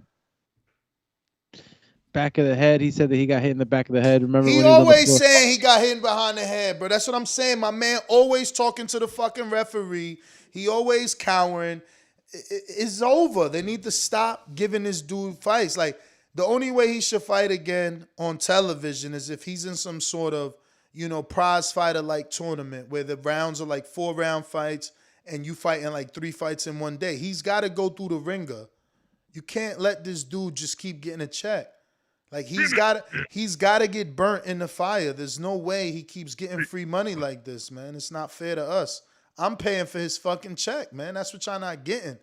My DAZN goes towards his check, and he does not deserve it. McGee fought with more heart, didn't get dropped, kept fighting, deserves way more time than Molina, but Molina's getting all this time so that they make the right decision of never giving him another job until he does the right thing off TV. I want to keep reiterating off TV. I don't want to see him get an opportunity on TV to prove to us that he's a different Molina. I don't want to hear interviews on Sky or HBO or Showtime talking about, I know people mad from my but I took a shit. Nah, get the fuck out of here. Do that shit off TV. Let the writers write about you. Oh shit, Molina's legit making a comeback. Go fight fucking Shannon Briggs, matter of fact. Get the fuck out of here, bro. He's trash, man. He's got to stop. That shit is embarrassing. Craig Richards got the win. He looked decent. You know what I'm saying? He actually, I believe, got the stoppage, if I'm not mistaken. I watched so many it was so much boxing yesterday. But I think he did get the stoppage. He looked good. Yes, he did. 6 rounds. He was getting hit, though, with some right hands. I was a little bit afraid at times, but, you got mad feedback. I don't know what the fuck. But he made it out of there. He definitely made it out of there. and got the win. Yusuf Kamori was in a tough fight. Shout out to Xavier Miller. That was a little tighty-whitey fight, that one right there, boy. About that, Peter was freezing up. Mm-hmm. We gotta talk about this Jamal James. Yeah, I'm just going. So you didn't hear anything I said? I was just going down the line. Okay. You didn't see Yusuf Kamori? No, I didn't see that. No. All right. Well, he got the win, but it was a tight fight. We talked about Alan Babich and Eric Molina. Jordan Thompson, he looked good, and he had Xavier Miller in the corner. I got to get X on the show again. He was a cruiserweight. He looked good, got a real good stoppage. This is the zone card for those that don't know. You're going to have to mute yourself, champ. Something's wrong with your system right now. Everything I'm saying is coming back. This is the zone card for those that don't know. Jordan Thompson was a decent fight. Keep your eye on him. He's trained with Xavier Miller, or at least Xavier Miller was in the corner this time around. Johnny Fisher, he looked all right. Alvaro Terrero, he came to fight slightly, gave a little bit of resistance. Johnny, you got to be careful fighting Johnny. Johnny hitting dudes behind the head. He's like this big, strong guy that, is getting passes for illegal blows because, he's in the moment or he's chopping away, but those shots are not fucking accurate. Those shots are not. Damn, he lost, Smitty? Oh, there you go. See? That's what happens when you watch too many fights. I know it was a tough fight. I didn't know he didn't get the decision. Damn, that's fucking horrible for X. Shit, yeah, he did lose. Oof. He lost, that's 2 fights, tight fights, bro. The last fight was tight. He's heavyweight, right? No. Yusuf Kamori is 130. Oh. Damn. But where are we now? So we talked about Alan Babich and the fact that Molina presented absolutely nothing for Babich. And this is the, last thing I say is that Babich was 210, bro. Molina was 257. Taller, bigger, more experience. It's just no heart, no ticker. Go get on that yellow brick road. But moving on, I did watch the Scottney fight, but I didn't see it enough. I know Scottney is the star though, and she looked good, but not enough to talk. I did see some of the Hedges too. John Hedges, that was a decent one. He looked all right. And moving on to the Showtime. Yo, I was so right to stay away from Jamal James. I knew it, bro. I knew it. That kid, I told y'all I wasn't sure till yesterday because I Googled it, who tested positive in that Batiev fight. It was Butin. Butin beat him, but that shit was a war. If y'all go watch that fight, that's some high level. I mean, now you know how Batiev fight or Butiev fight, however you say it, Butaev. Now you know how he fights, so imagine that fight with Alexander Butin. That's worth a rewatch, honestly. It sucks that Butin tested positive because he gets no credit for the win. The win gets overturned to a no contest. But it showed me how much of a dog Butiev was. And tested positive for what? Well, Alexander Butin, you got to Google it, but he tested positive for a performance enhancement drug, man. So his win got overturned. And now the loss on the resume of Batiev is a no contest because he was clean and his opponent wasn't. But it showed me, it's like, dude, you was hanging with a dude on drugs. He was that's a fight. Word is born. Alexander Butin versus Batiev is a fight worth going back and watching. And, he lost to a dude on drugs. So it just begs you to think, you got to wonder, if this dude Batiev tested positive for this fight? Or the last one, just to make sure, because I keep telling you the fight. Alexander Butin versus the dude in question, Batiev, man. I don't know how to pronounce his first name. Butiev's first name. Rad Zabhab, or whatever. No, he's a good fighter, though. I don't want him to fight Boots. I got dudes calling it. Yeah, listen, Boots ain't trying to look backwards, This dude won a regular title, but that don't mean that he's in front of Boots or in front of, my good friend Blair the Flair Cobbs. Butiev just came back. He had a great performance versus Delorme, but it was very dirty. I don't know if you watched the fight. It was very dirty. I don't know what they got to do. Boxing needs to do something because, once again, we're conditioned. People see his tactics and they call it, oh, it's not dirty. He's a rough fight. He's a tough fighter. He's a game fighter. He's a dog fighter. Nah, man. That shit is dirty. He was a dirty fighter. He got the win by doing dirty fucking tactics. He got a point deducted. He's a very filthy fighter. Filthy fighter. He's a filthy fighter. He will hurt someone. I called it that he was going to get disqualified. Sure enough, he got some points deducted. He could have got disqualified because the ref was giving him warnings from the beginning. So had the ref continued, he would have buried himself in giving him points and ultimately disqualifying him. It's not dog fighting. It's not slick fighting. It's not inside fighting. It's cheating. He's holding you. He's hitting you. He's headlocking you. He hit my man. He literally got behind my man, straddled his back and anus, and punched him in the face from behind. Like, this dude is a fucking filthy ass animal in a sense. No, honestly, the way he fought, someone will get hurt. Shoving, pushing. It was like, go to fucking MMA. You understand? Like, I don't want to see that. Go to MMA with that bullshit. That's not boxing. Whenever he wasn't doing that, he was beating the shit out of Jamal James with a lot of left hooks, body shots, but he chose to do his best version of Salido. It was dirty. Got to go back and look at that and didn't catch the Butiev fight, man. That sucks. That was the main event. You tripping, bro. You're not doing your job here. That was the main event. It was a tough fight for Jamal.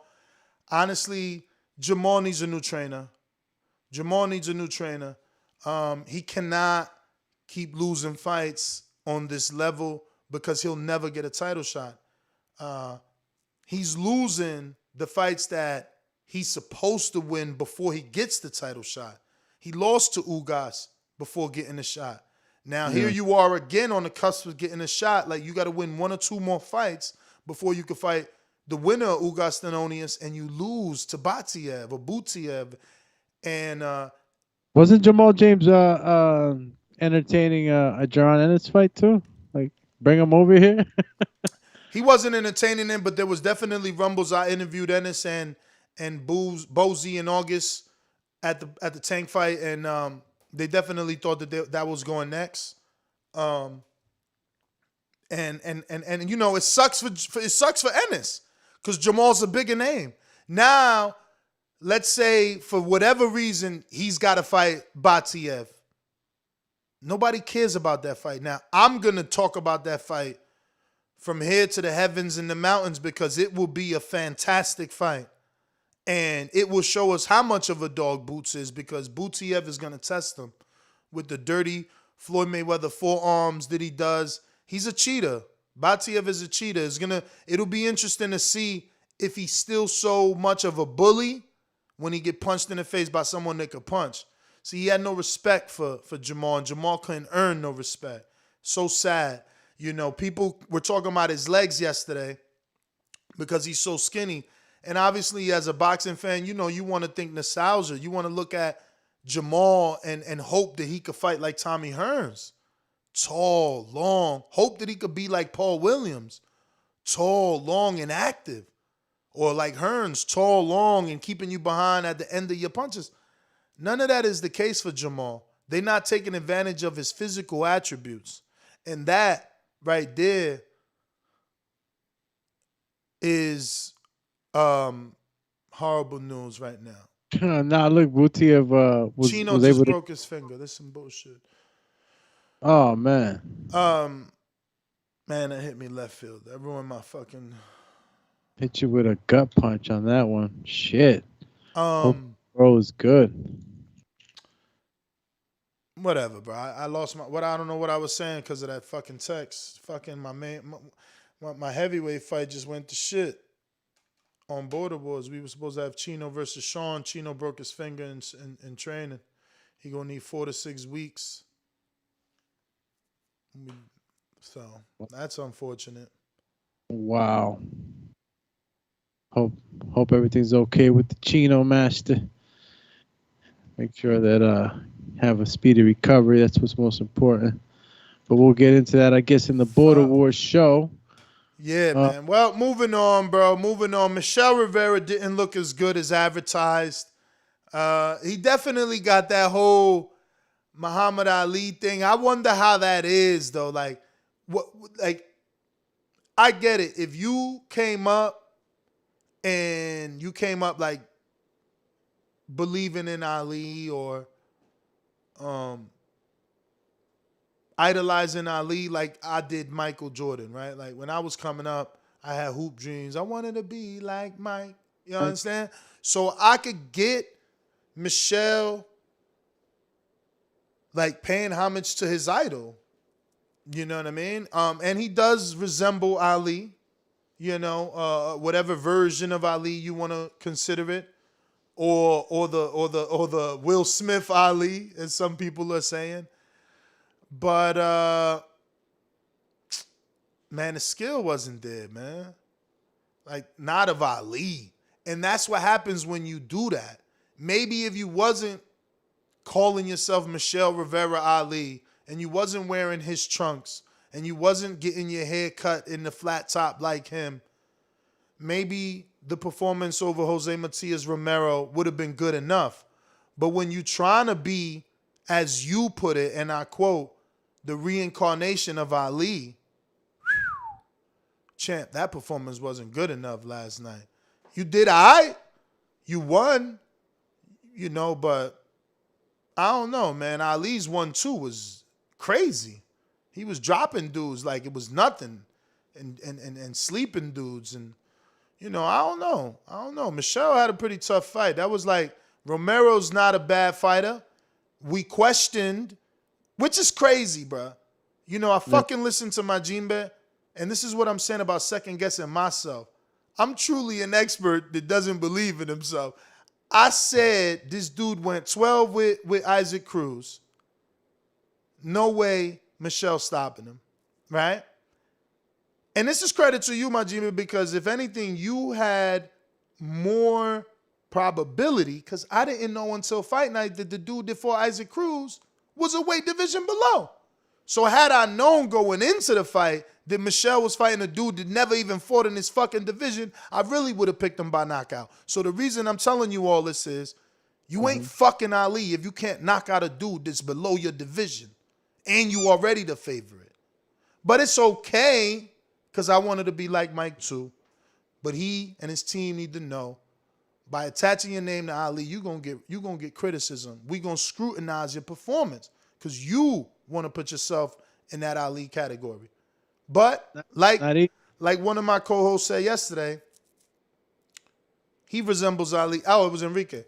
He looks more like Ali than Nico Walsh Ali. Yeah, he does. Listen, it's his favorite fighter. He wants to emulate him. But easier said than done. That's for sure. So you ain't watched that either? No, I didn't catch that. Terrible. What fight did you watch? All the other ones. I had a ruckus week. But I was able to catch the other fights that we covered in the beginning of the segment. Well, you lucky because there ain't no more fights to talk about. The rest of them shits I didn't even watch. They all like developmental fights with nobody I'm paying attention to. But Deontay Wilder's trainer, Malik Scott, discusses the comeback plan. Have you read that article that Malik had an interview with Dan Rayfield on World Boxing News? Pretty good interview. I recently saw it, but didn't get to read the entire article. But it was a game plan of some sorts, you know, on the return of the king, you know. I'll go ahead and take a look at it. But I mean, what's the plan? What's the plan? I thought the plan was next November he'll be back. Right? I'm with you, Mitty. Doomy was watching hockey. What the fuck was you doing last night, champ? Listen, the plan is they looking to come back in spring. They're thinking they'll get in training camp by March, have a fight by May. They're not looking, and I quote, for a Fury type level, but they're not looking for anything too low.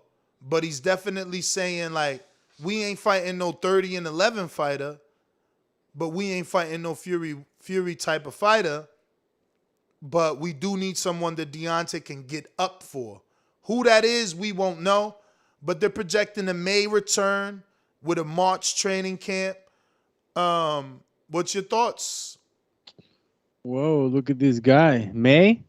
May. Right back at it? I would love for him to come back in May. That's perfect. You know, he's one of the biggest names in the sport. He gets the needle definitely moving and percolating.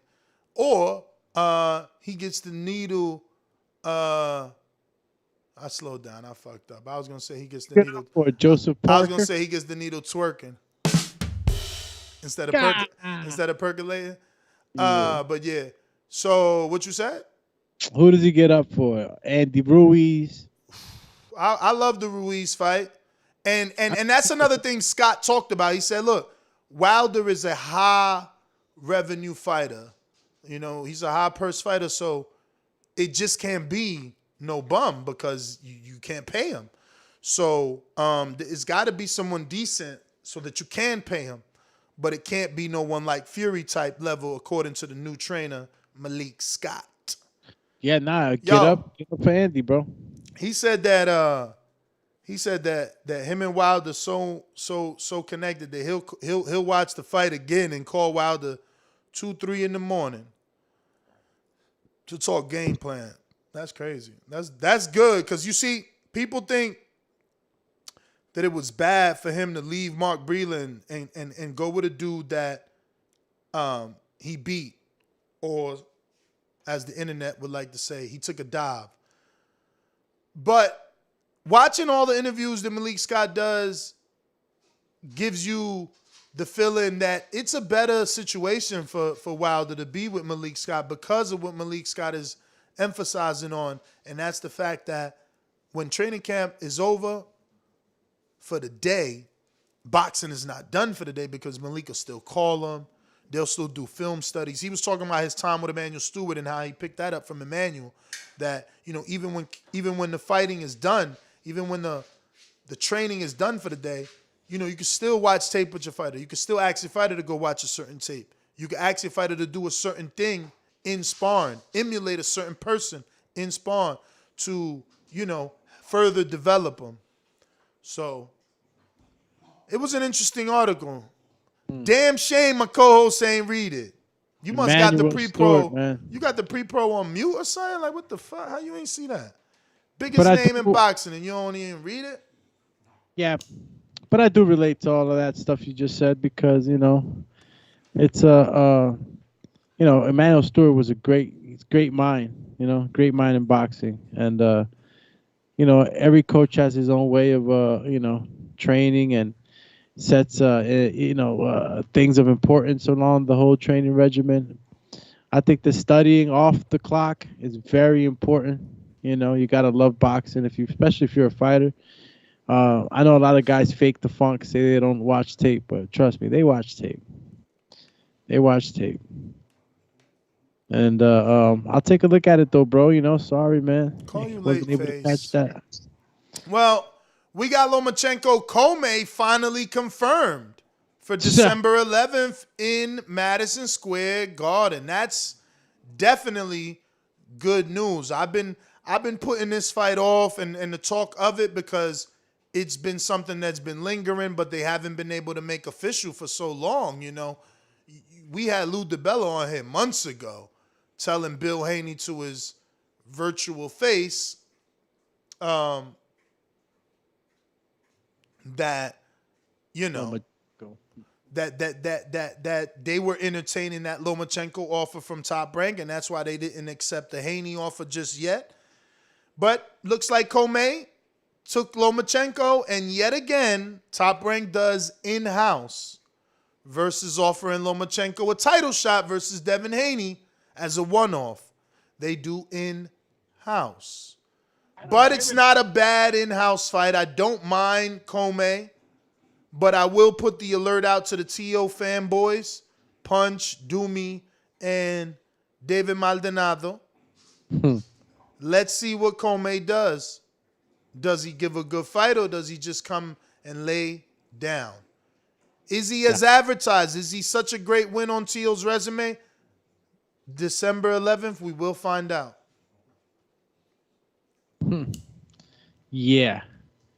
Man, Kami. Look, it's great because we see what Teal did to Kami, so it's like now we're gonna see him against Lomachenko. What is Lomachenko gonna do? How's he gonna do it? Can he stop him? In devastating fashion. I think Lomachenko has a good fight. I'm not gonna go ahead and say that Comey wins, but I think that fight's gonna be a long, probably like 7-8 rounder. If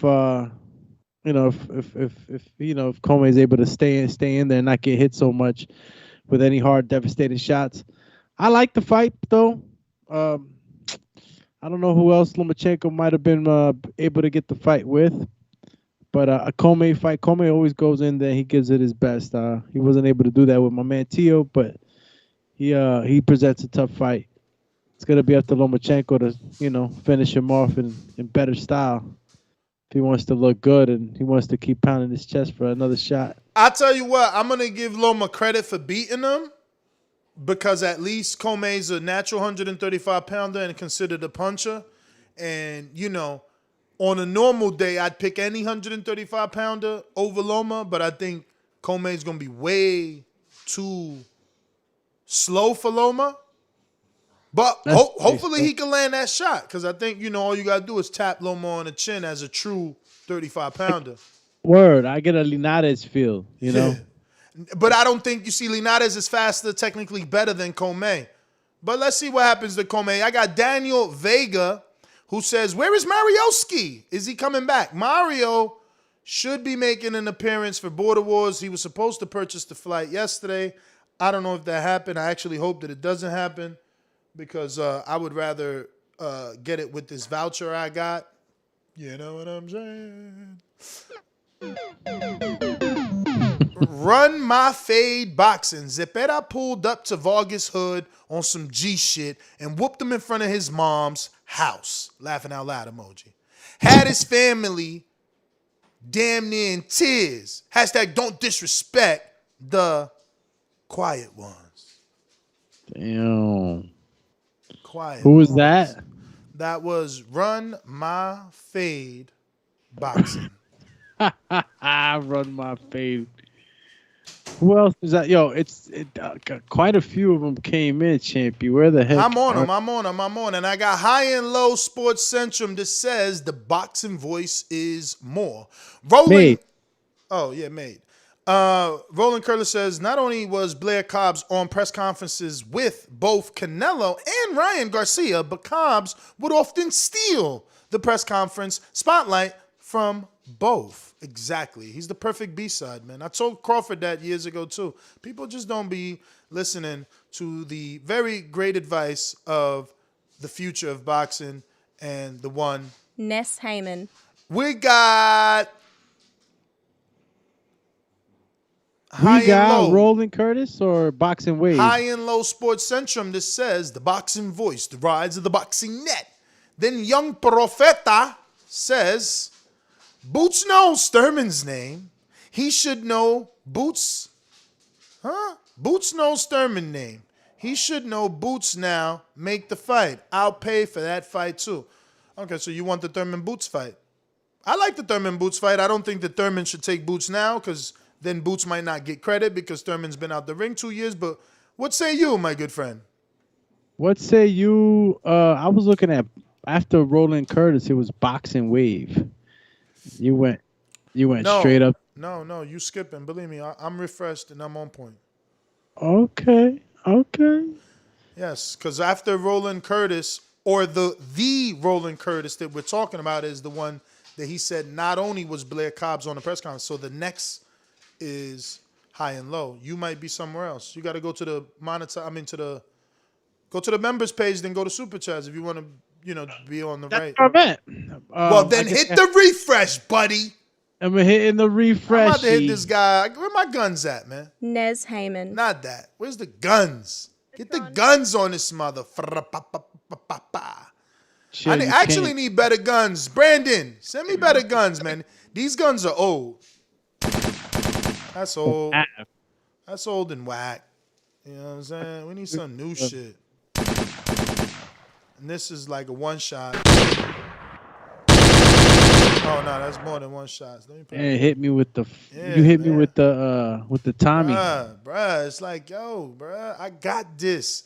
We stopped at Young Profeta. Do you like the Boots Thurman fight right now with Thurman off for 2 years inactivity and a loss to Pacquiao? Wake the frap up. This guy don't wake up. Are you there? Bueller. Wait, suck my nuts. Computer's freezing. Are you with me? So is your computer that's why you can't hear me or what? Or you just ignoring me? What the fuck is going on so I can move on?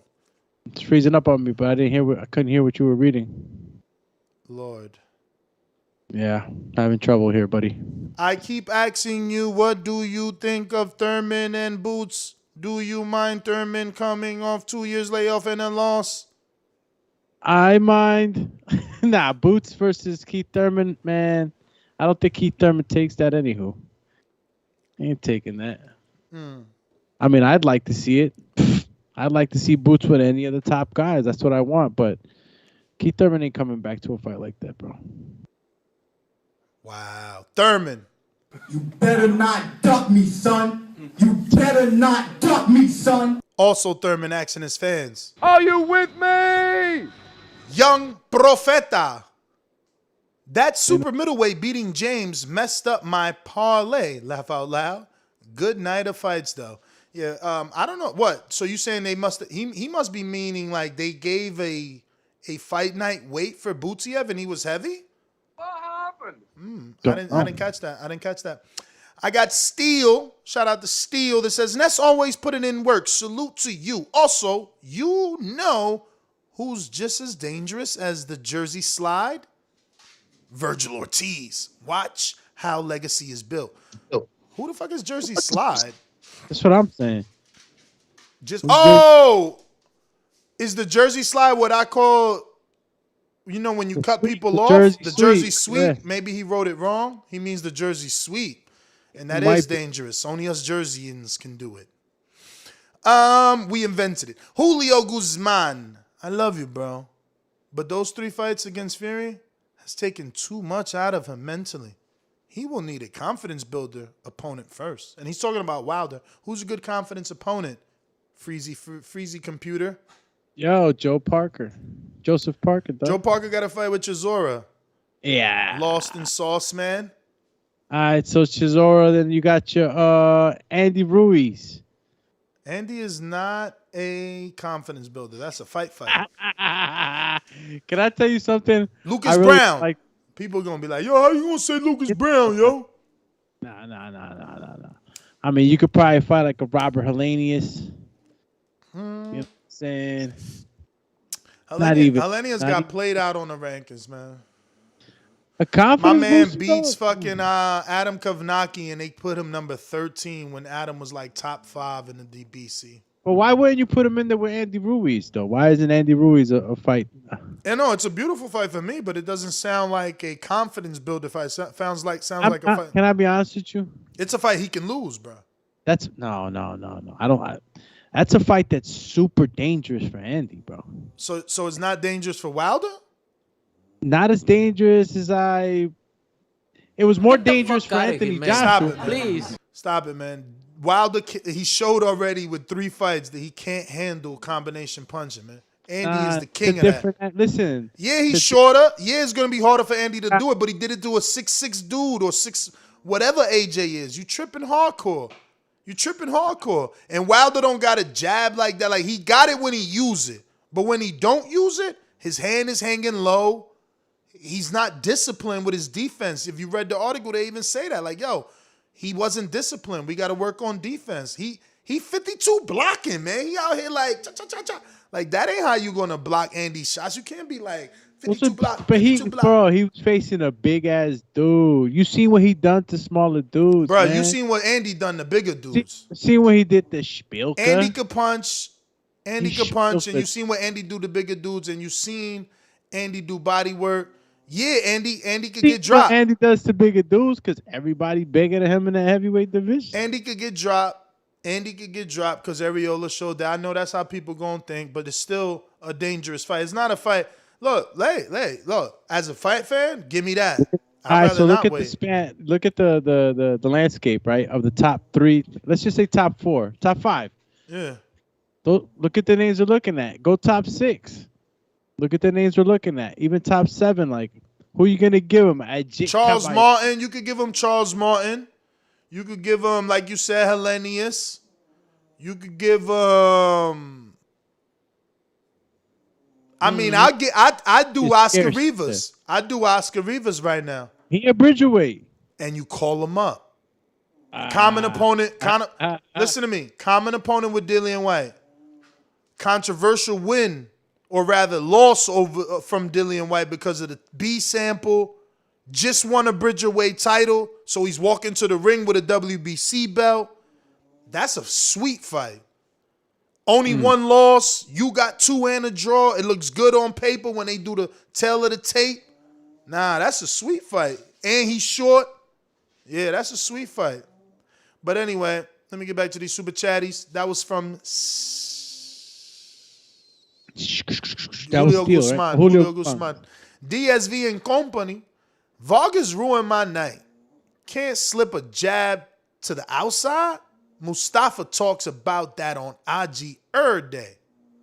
Slip a jab to the outside? Like that? What do you mean? I ain't see the other way. Oh, like this? Oh, like, yeah, because that's how Lubin caught. No, that's how Lubin got caught. Yeah, he got caught with the same shot. He went to the side, yeah.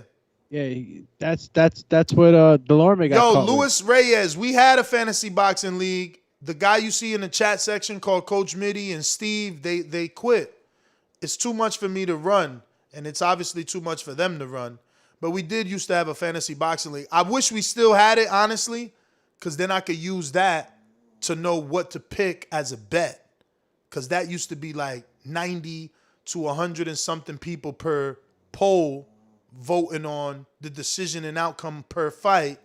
So that would have been good to use as your betting slip, you know, as a good consensus of wins. That was pretty good, actually. I remember that. Yeah, that was pretty good. So, yeah, Lewis, if you are a guy that has a lot of free time, we can introduce you to Steve and Mitty, and maybe they can teach you how to keep it going, and we could get it back going. Fantasy Boxing League was a pretty big thing in Patreon. I just never had the time to upload the fights. Mitty used to do it, and obviously he got busy. I'm assuming, because it stopped.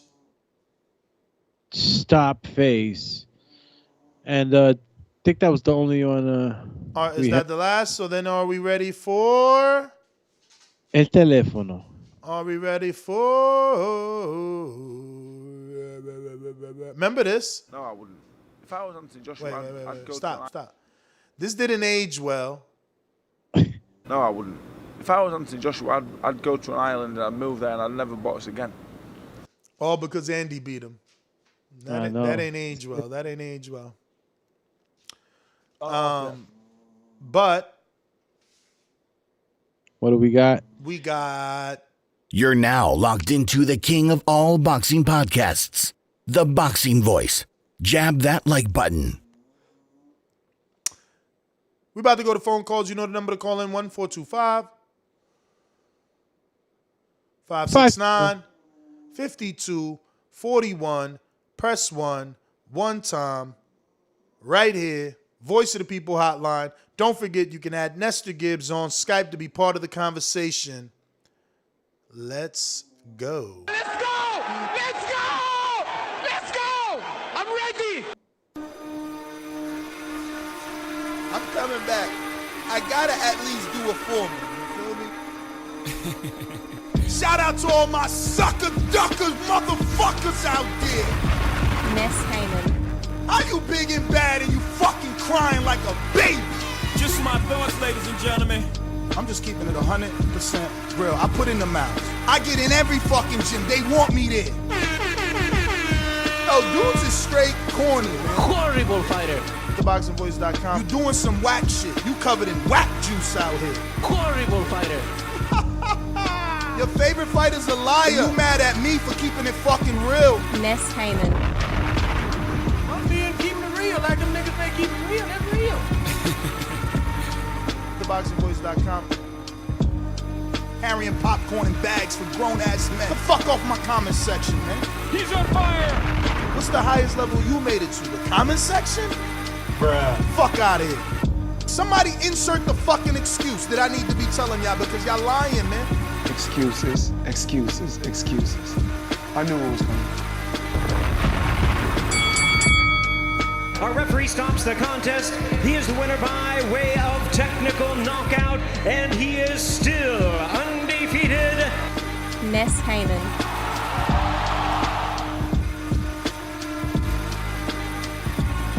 This message was brought to you by SDS Promotions.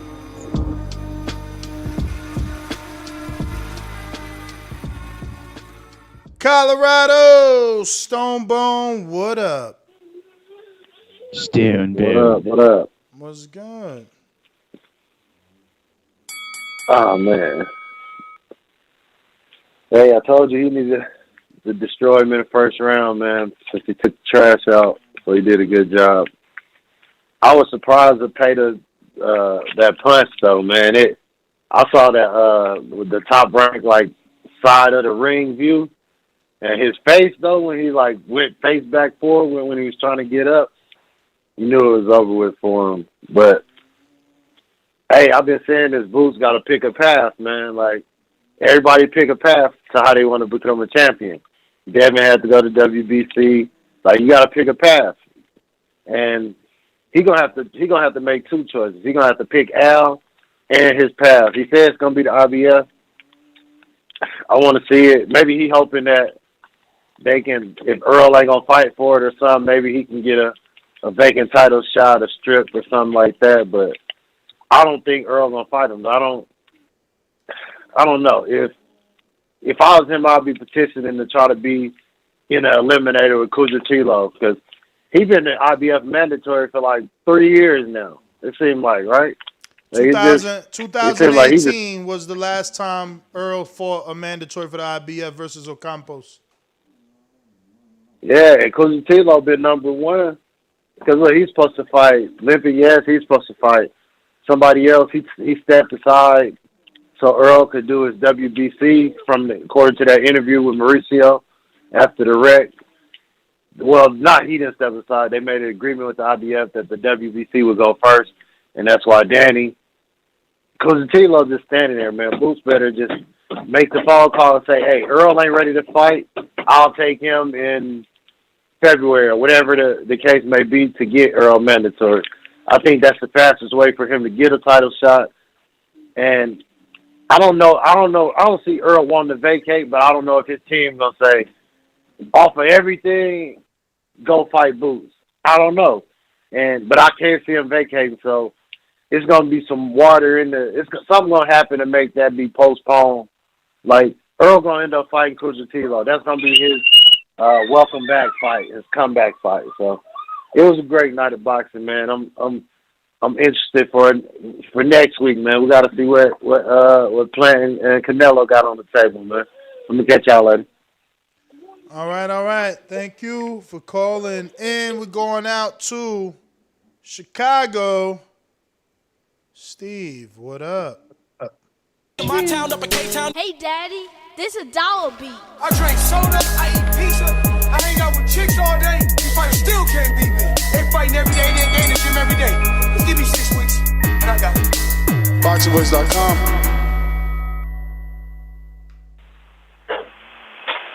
Yo, how's my audio on this? So far, so good. All right. Oh, man, I was on pins and needles with that James and Butaev fight. I had lost my ass all day, man.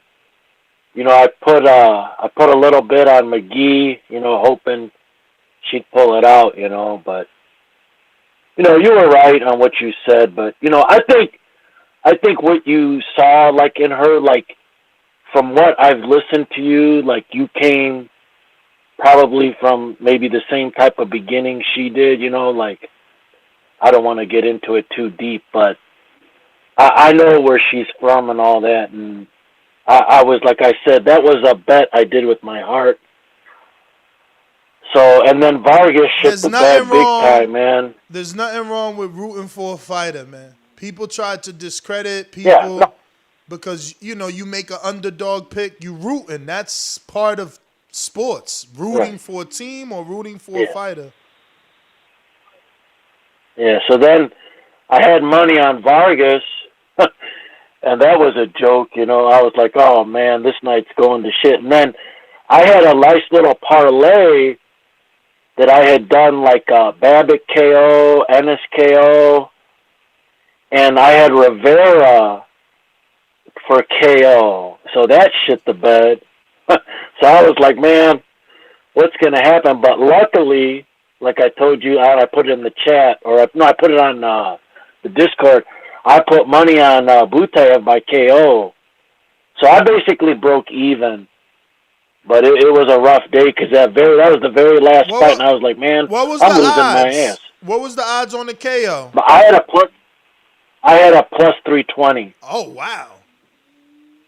Yeah. Wow. Yeah, that was on FanDuel. Yep. Damn, that's good money then. And, 3-1 is good. Yeah, but I basically broke even though, because I didn't put a lot. Like I didn't do. Like I told you, what I did with Ugas was rare. I didn't put big money, and I didn't put that big of money on those other fights either. But all in all, like I basically broke even. I didn't lose or win. It was basically breaking even. So yeah, it was, you know. So all in all, you know, I had a fun time watching them. You know, hoping my bets pulled through. That's what I was telling you in that one DM. I kind of like betting on this shit now because it makes it more fun. You know. Yeah, it makes it more. Yeah, you're more invested. Yeah. You're more invested. Yeah, I'm with you because I just kind of started. You know, like I'm like, man, I need to put this. And now they made it easy because where I live, you know, it's very easy to put the bets on. Yeah. Everything's legalized now. Everyone's doing it, and so that's good. That's all I got. All right. Now, I wish it was like that for me, man, so that I don't miss any prop bets. See, I didn't get to make all those knockout bets. And I'm such a scary bettor. Like, I be taking I be waiting to the last minute. So I did the beautiful parlay where everybody fucking won. Archie Sharp by decision. You know, Babbage, Ennis. Who else did I put in there? So it was like a 5-team parlay, and everybody won except fucking Vargas. And I didn't do what I normally tell y'all to do, which is make another one with fucking Zepeda because I was waiting so long. So I lost this week. I lost it, but you know I do parlays, and it was low money, even though that one was not as low as my normal minimum bet. I gambled with the amount, you know what I'm saying? I don't know why. I put a little more than I normally did. Fucking lost. You know, both those parlays. I had a separate one with the fucking Majimbe. Majimbe, it's your turn, man. With Majimbe's knockout, his knockout, man, Michelle Rivera Ali, who ain't getting no fucking knockout. I knew it, man. I knew it. But what up, Majimbe? You want your call? If not, we're going to Mr. PBC, Seattle, Washington.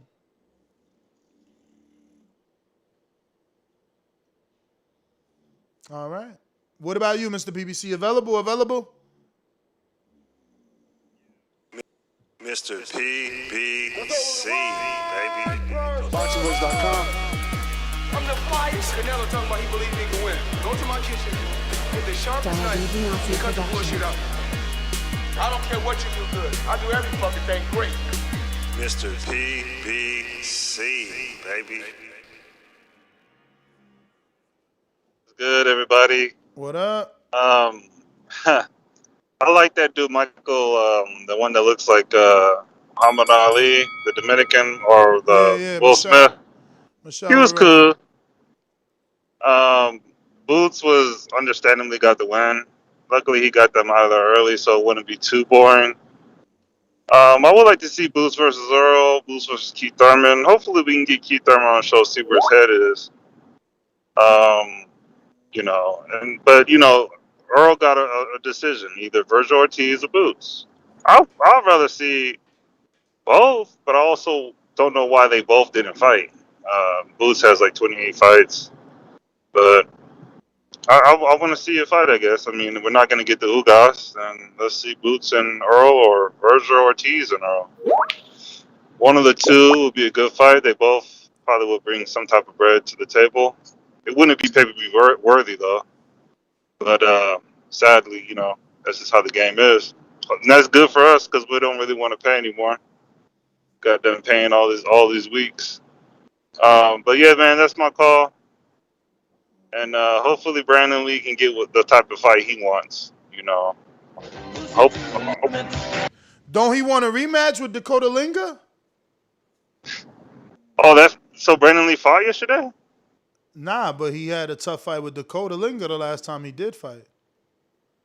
I got to check out this fight. I kind of stepped into him a little bit too late, so I got to see what you're talking about. But we're going to see, man. Like I said, get Chris Colbert back on the call. I'm ready to see Chris Colbert versus Shakur. Forget all the mess, all the talk, all the body, all that stuff. Let's go. Champ over chump. That's my call. All right. Hawk, Maryland. Yo, what up, Ness? What up? Ain't too much. Hey, bro, I was thinking. I heard y'all talking. I think it was you. I think it was CYP was talking about how Floyd fought and got a lot of money for that fight with with money worth the wrist-wise with Canelo. But yeah, but Canelo had like 40 fights. He had built his name up a lot more.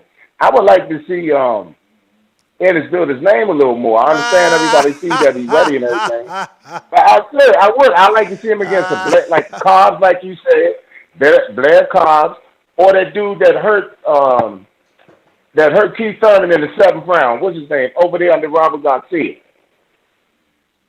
You talking about to see him against him. Lopez. Yo, there go the Spence fans. Spence fans asking Ennis to go build his name. No, I'm just saying. All right, well, look, check this. Didn't Alvarez get Cotto and Shane Mosley before he got Floyd? Bruh, Shane Mosley was 40 years old, man. What in the fuck do we care? I'm just saying the name. I'm talking about the name. We don't need no stinking name. We want the fight. What I need a name for? I just say as far as that's why the fight built up so much. As far as the money part of that's what they talk. You know what I mean? He knocked out a few names along the way. And Cobbs, like you said, that's a good fight. I think he'll end them real quick, but get some names under that. But first of all, do you really think Al gonna give him the title? Al gonna give him the fights without him being signed to them? Yep. They ain't gonna let them belts float over there. If you the mandatory, you the mandatory. Al can't stop that. Oh, okay. Well, I mean, I'm not against the fight. I'm not against the fight, but I just would like to see Boots just, tear up a little bit more. Give a couple names under his belt. That's all. I like seeing him fight out. I hope they put him out there a whole lot more than just 1 or 2 times like this. I like to see him like 3 times next year. And the Canelo fight coming up next week. Man, I can't wait for that fight. Saturday, baby. Wait for that fight to come. I wonder if Doomy gonna watch that fight.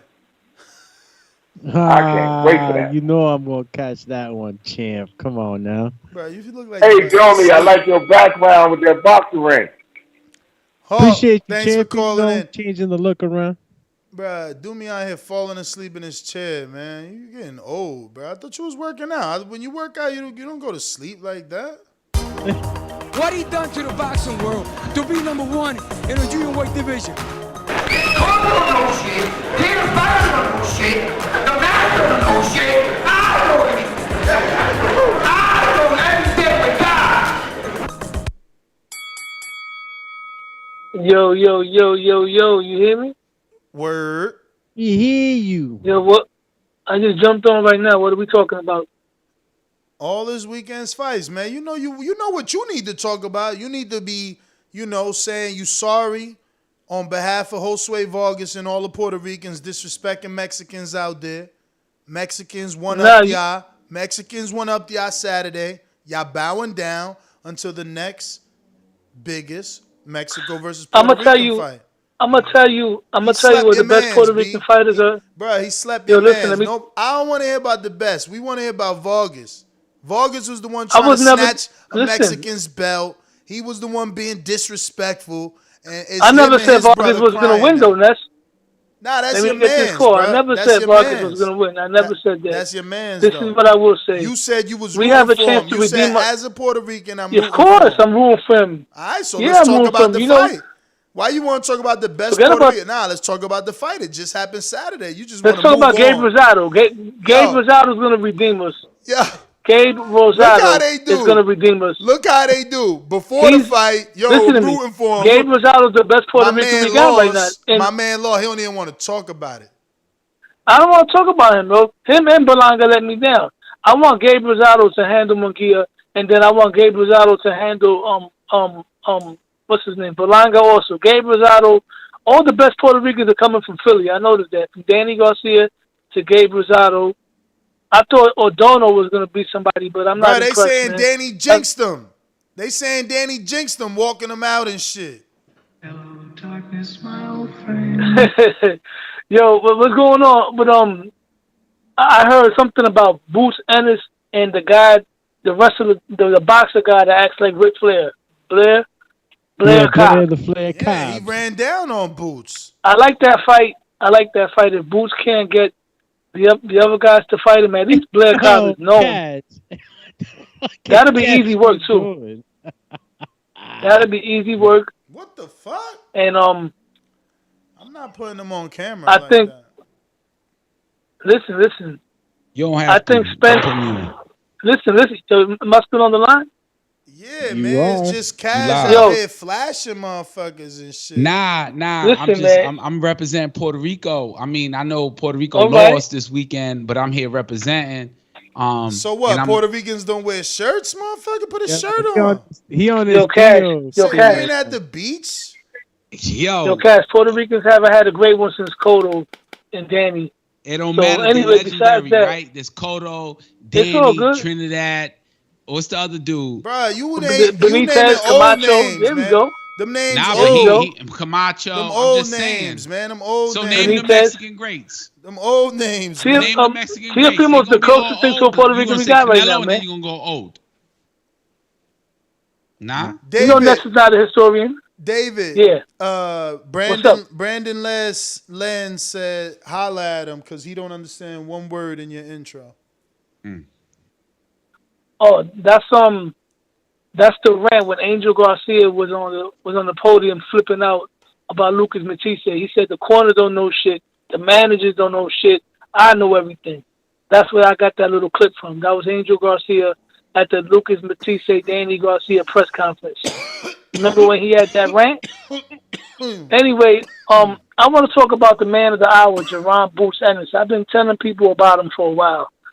I think he's ready for Spence. Talking about Ennis, man. You lying. I always bring him up. I always give him props because you never talk about him. You don't be having no big fights. You never called in talking about Ennis, man. And you never called in talking about, why we don't talk about Ennis. So stop it. Listen, everybody, Ennis fans, after yesterday, everybody arguing about who was the first one to talk about Ennis. Look, let me tell you, Doomy, I got them all written down. Intrigue, Line 6 Reed, CYP, and now David Maldonado.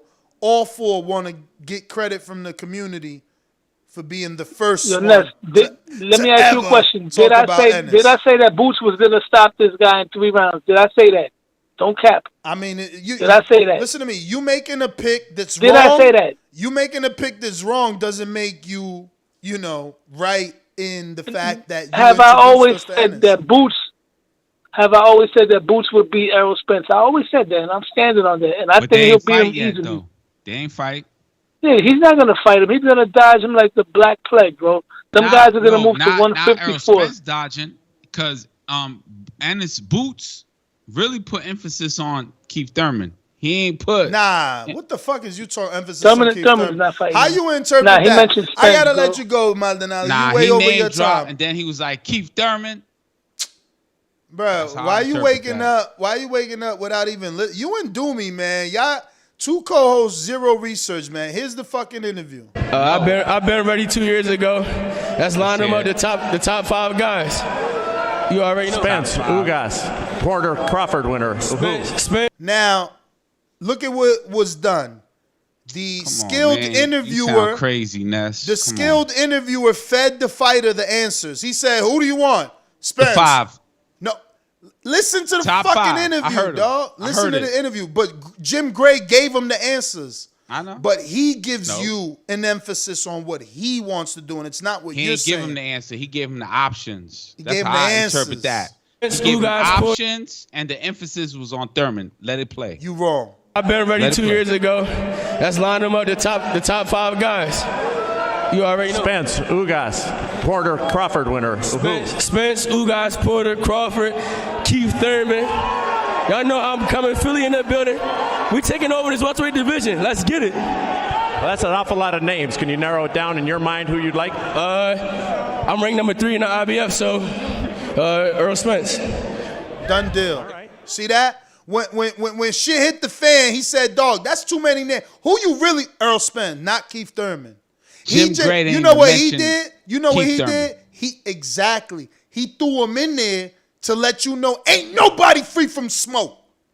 Ain't nobody free. I don't want to just fight the names being said by you. Don't forget Keith Fast. He could get it too. Yeah, don't make it get lost. I think he was like, yo, nobody's going to give me the fight. Keith Thurman will. Nah, that ain't what the fuck That's he how I said. took that. I was like, Bruh, oh, listen, that's the Keith Thurman and fight. that's why I'm here. That's not what he's saying. I personally interviewed him and his father. They both feel Keith Thurman is ducking him. We just interviewed his father like 3 days ago. He's like, Keith Thurman out here acting like he don't know Boots. Everybody know Boots. So how, no, they just putting Thurman in there because they feel disrespected. Don't do interviews saying you don't know who the fuck I am. Okay. All right. You just clarify shit. All right. I'm in the audience, and that's what I saw. That Keith Thurman was put emphasis on. Like, that's the next fight. He just ain't want him to be left out. He ain't want Keith to feel like he got an out, or Keith fans to feel like they got an excuse. Like, oh, you see, he don't want no Keith smoke. He ain't call out. He called everybody but Keith. No, But Keith lost Thurman. in the woods, man. Keith lost in the woods, man. He is. I don't want Boots to fight Keith off a 2-year layoff anyway. I mean, I think that will be the best name to man. move forward with. Spence. Keith Thurman versus of course, Rashidi Errol Ellis. Spence. Keith Thurman versus Rashidi Ellis. 2 dudes been inactive. Keith Thurman versus Mikey. 2 dudes off a loss. Those are Keith Thurman fights. Keith Thurman, Josecito Lopez 2. Keith can't come back to no real shit. We can't accept no real shit from Keith. Right. So is Boots the real shit? Hell yeah. What the fuck? All right. So now you said that. Hell yeah, right? Boom, that's you, hardcore. Does somebody like Errol Spence say that? Hell yeah. Errol Spence already said that Boots beats everybody in the division. Because, like how Javante says Josh Taylor ain't bringing nothing to the table, or his team is saying that. I'm like, yo, does Ennis Boots bring something to Errol Spence? To Errol Spence, he brings not what everyone else brings, but he's the mandatory. It's only a matter of time. All right, so that's where I get lost at. When he got silent and it was like, he the mandatory, it's only a matter of time. No, I'm saying that by saying, like, you could try to avoid him, but he's 18 months away or less. I mean, we already went down there. I ain't gonna repeat it. But the rankings will be updated, and he is expected to be ranked high. We got a super chat from Bo. Fat $10 says, let's get a perk added, just like the Counterpunch, called the Thunderdome. A $25 super chat. gets you to debate Cash Weezy or whoever for 5 minutes, that new Ness intro inspired that. Though. Oh Hashtag shit. Thunderdome. Hashtag the Thunderdome. Wait, they wanna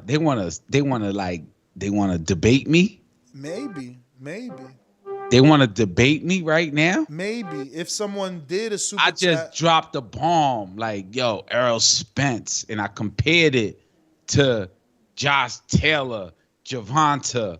Come on, man. You can't debate me, man. I'm a boxing fan. I ain't a journalist. I guess. Yeah, we got Young Profeta Spence versus Thurman, the comeback pay-per-view. No. I'm not going to give Spence the okay to fight Thurman off a 2-year loss when Thurman been asking for that fight. So I will be the fan to say you waited till he got old. You waited for him to get inactive. You waited for him to be out the ring 2 years. No. Spence versus Thurman is a no-no. No, not next. No. Not next. I said Thurman needs like 2 fights in. Not next. You can't handle the truth. And that shit is crazy because Errol Spence is talking about like, tune-up fights, it ain't for like elite fighters. Elite fighters don't take tune-ups. He ain't say the word elite, but it was something along those lines. Elite fighters. Thurman, look it up. Yeah, Thurman said that Josecito Vargas. Thurman, Spence. I'm saying Thurman also said Josecito Vargas is a tune-up to him. So he said basically, in our interview, if you watch it, he said, what's a tune-up for some people ain't a tune-up for me. You know what I'm saying? Or what's a real fight for you is a tune-up for me. But I still don't care. I can see that. Thurman ain't getting no fight off a 2-year layoff. He need to go fight somebody that's on 2 years off too. Fuck out of here. Nobody getting that Thurman scalp for free. You gonna have to earn that shit. That's a big fight. Thurman's a big fight, but yeah, I don't know, man. Thurman don't seem like his heart is there, man. Off a layoff, that's a gimme. That's a live ball for Earl. That ain't fair. That's a layoff. Nah, fight somebody that's active. Matter of fact, don't go fight Thurman now because Boots calling you out. Fuck, how you boxing fans, man? How you dudes want? Oh, nah, you know what? Let him fight the dude that been out the ring 2 years. I don't want him to fight the young killer coming up. Get the fuck out of here, man. I think Boots and Thurman is the bigger fight, man, to be honest. Get the fuck out of here, man. Please. Yeah. Boots and Thurman? Yeah. I take that, but for Boots, I'll take that because he need the name to get the value. But for Thurman, again, I think it's unfair for Thurman to get in there with a bull off a 2-year layoff. Can I say something, though? Thurman deserves Can I say something, though? A dude that's on the layoff, I'm going to say too. something. That's Thurman fault. They ain't Boots No, it fault. ain't. No, it ain't That's Thurman fault. No, it ain't. They ain't have nothing to do with Listen Boots. to me. Thurman Here goes got my the name. All right, here goes Why my you counter. So who's going to fight? Somebody that we Here go don't my know, counter. and they beats him up, and we like, Here go my he counter. nice. Here go Come my on, counter man. to that. It's not Thurman's fault. If we going point blame, well, we shifting the blame to Crawford. It's Crawford's fault. Thurman sent the offer to Crawford. The rumor, But yeah, though, because we in 2021. This year, the rumor was it was $10 million. So all the Bud fans got their panties in a bunch. All right, so you making clarification. Hold on. Thurman sent. Hold on, so you could get the clarity. Hold on, All right, so you could go get ahead. the clarity. I'm Allegedly, according to Bo Mack, Brian McIntyre, Thurman wanted $10 million. Fast forward, they denied it. They didn't want it. They say he priced himself out instead of saying, dog, 10 is too much. How about 8? How about 7? How about 6? How about 5? Fast forward, How about 4? Fast forward, Crawford ain't fight since then, and now he's in a fight with Porter, who's coming off a loss to Earl and a win to Sebastian Formella. Got 3 losses. Don't got the luxurious resume of Thurman. But what's the number, though? What's the 4 number? million. 4 million. And the rumor is he getting some of that pay-per-view money. Your soundboards are all off, dog. You like real low on that one. It was like, yeah, you far away. It's like I'm hearing you play that soundboard in New Jersey and I'm in Florida. There was a couple soundboards that he dropped far I told him that. I told him that 2 hours ago. Yeah, you gotta fix that. But I feel like, all right, so Thurman Porter is Porter Crawford is 4, but Thurman was offered 10. He started with 10. Thurman started. Yeah. So Crawford and Top could have ended at 6, and for $2 million more got a way better opponent, and by better I mean marketable and more valuable in the market than Porter. Porter's the better fighter right now in my eyes. Porter's the if Crawford would have took the Thurman fight, I would have not been happy. The same way it's the biggest co-star. No, Thurman would have been the biggest co-star, but he wouldn't have been healthy. After Thurman is what I'm saying. After Thurman, absolutely. After Thurman, but again, understand what I'm saying though. After Thurman, Porter's the biggest co-star as a popular man. But before Thurman, Porter's the better fight because he's active and not injured, like Thurman, who's inactive and coming off injury. You get it? I feel you. I get it, but I still feel that Thurman is a bigger fight. I don't know, man. They kind of equal, but are you telling me right now that Thurman is a bigger name than Porter? For Crawford. For Crawford? Hell yeah. Thurman's the bigger name. He would have beaten a unified champ that also fought on pay-per-view with Manny Pacquiao. All right. So he would have got the opportunity to have a comparable fight to Pacquiao. Like, yo, look how he beat Thurman and look how Pacquiao beat Thurman. He did it better than Pacquiao. In argument's sake, then they could not afford Thurman. That's all. That's what that means. Oh, absolutely. But the Crawford fans want to say Thurman priced himself out. Yeah, they couldn't afford him. They can't afford him. So, damn. But Thurman and Crawford, I feel like I would lean more towards Crawford. Damn, 10 mil is a big amount of money to become a star. Like, to fight Thurman, if it was like Doomy was the fighter and Doomy to fight Thurman, I had to come up with 10 mil. I know that if Doomy beat Thurman, I'm going to be doing $25 million fights. Yeah, something but this like the thing, Am I wrong? Something like that. But this the thing. You could still have been like, man, we'll give you 4. And then Thurman would have been like, nah, man, we want 8. And then they'd be like, nah, we'll give you 4.5. Nah, man, give us 6. You understand? Give us 6. They had a budget, though. They had a cap. Exactly. That cap only changed. That cap, to me, only changed when the rumors, of Crawford and MTK got together. Then all of a sudden there's money in the bank.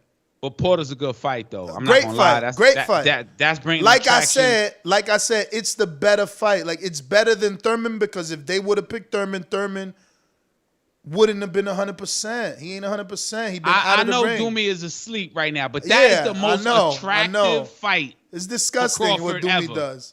Doomy just comes in and sits there. He like Scritch. He just sits there like a mime all day. He like Mr. Magoo right now. Y'all funny as hell. While y'all conduct the show, I'm trying to fucking fix my computer. I keep but can you tell us that is Crawford's biggest fight right now? Crawford's most attractive fight right now is Porter. Is Porter? Yo, you're an idiot. Not I'm listening to the whole conversation. So say something. I'm saying no, but I'm not gonna interrupt. Give us a grunt at least, like yeah. Nah, you guys give us some. When I do try to jump in, that's good fight. Fuck that dude, bro. Yo, just be like, But I can get in half the time. But Porter Crawford. Is that and I know like bro, get out here with that Keith Thurman fight, man. And I don't want to hear somebody in the chat unified champ. I don't want to hear none of that shit. The man's been not fighting. Somebody in the chat said Doomy resting his eyes. Not Doomy praying. 10 o'clock. That's what I'm about to tell you. I'm what tell he said? You what you said? So I'm about to tell you it's 10 o'clock or 8 minutes. Go to sleep, man. You can't take it, man. You're not even ready, dog. You ain't watched the fights. My man ain't read the articles. He's just like mime style, like. Man, you went to Halloween parties? Nah, Halloween parties. Yeah, I've been in the computer all day parties. In that shit. Yo, Squid Games. But stop with the bullshit. Shout out to Sean. Sean wore the Squid Games outfit for Halloween. It looked dope. He had the mask and the gun. The gun looked so real. I wonder if it was real because he is a Houston dude and shit might have been real. That shit is right. Shit might have been real. I went to a Jets game. That shit was fun, man. First time ever. Second time. Yo, bro. Get the fuck out of here, man. Please. It's a boxing show, man. I know. It's a boxing show. Yo, what's wrong with this guy? We going back to the calls. We got MD. Get the fuck out of here. The newest champ. What up, MD? MD. What's going on, Ness? What's going on, panel? What's going on? Yo, what up, man? I just talking about the boots. You know how there. What's going on? Just talking about boots. I heard one of the callers say they want to see Boots fight some other people. Like, that's what's wrong with boxing right now. Yep. You got a young lion right there that's ready to go. You got somebody got the belts. It's time to make it happen. It's time to make it happen, though. Earl at the top. Though? He see the closest way to get to that. Errol Spence. Dollars versus Philly. Make it happen. Damn, I never heard of that. Like state versus state. What Dallas you mean? Gilly Philly. the Kid said this shit like 7 months ago. He started this with Earl Spence and Yellow Beezer. And he had Boots right there. And he had him on FaceTime. Yeah. And he had him on FaceTime. Back then, Earl said, Pups can't talk to no big dog. Like, all right. Yeah. That's what I'm saying. Definitely. He ain't no pup no more. Definitely. So now I'm not. Definitely not no pup no more. And this is a perfect time. You going to fight him now? I know a voluntary defense versus Boots is a major thing. Normally that's out of character. But you want to get them when they're young. These callers keep saying, wait. You don't want to make a fighter like Boots wait. Because he's waiting like Clubber Lane. He's looking at, he coming up the rankings. Got the eye of a tiger. Sparring in the Philly gyms, he's ready to go. You want to get him while he's green. And he only keep gonna get build better. Confidence. You wait, he only gonna get better. Definitely, not to hold you up, not to hold y'all up, but you got Magic Johnson saying Boots want to get a title. That's more motivation. He put it up on his social media page. Yeah, Magic Johnson even posted about him. Definitely. So you don't want that to happen, though. Like I said, great show, but I'm saying these callers, listen, I love it, but it's like, wow, wait. Don't wait. Fight now. Get it in now. Right. But no, that's my call, though. Appreciate it. Appreciate you, champ. Appreciate you. Right. Now or never. We got to start seeing more of that type of stuff. I think we are, though. It's no more running around hiding behind the money or the business. People want to see the fights. On the real. We on want the really these fights. real. Don't make us wait. We want these fights, man. AMG, Oklahoma. What up, though? Don't get hit with the crickets, champ. Chill, fam. Y'all can hear me? Do me fast to hit you with crickets, but he ain't fast. That's the only time he wakes up. We got your number, Doomy. We know you, man. Crickets. That's all good. Yo, you guys were talking about earlier in the previous show that IBF was next for the mandatory, right? Yep. Not the WBC? Yep, because the WBC got any banned. idea after one of the top guys has a fight, any idea how long it takes for them to update the rankings? Nah, but if you consider... I feel like Boots should be number one, right? That dude that's number one now. I mean, like you always say, he doesn't call for it. So. Exactly. And that's what I'm waiting for. But we got Brandon trying to get us an interview with Daryl Peoples. I also sent them the phone number to Cameron Duncan, the promoter of Boots, because, you know, what we want for Boots and what they want for Boots are two different things. So I think we need to sit down with him, have a conversation, just ask him a simple question. What do you want next? You know, I mentioned before I that I want to hear him say that they want to push for be the IBF mandatory, or what other plan they may have for him.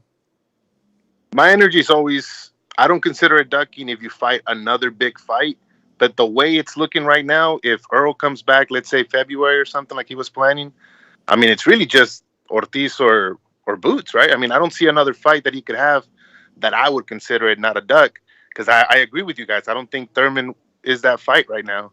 Obviously, Crawford would be first, Porter would be good, all that stuff, but they're already tied up. So I think it's got to be one of these two guys. Yeah. So yeah, I hope you see one of them. Me too.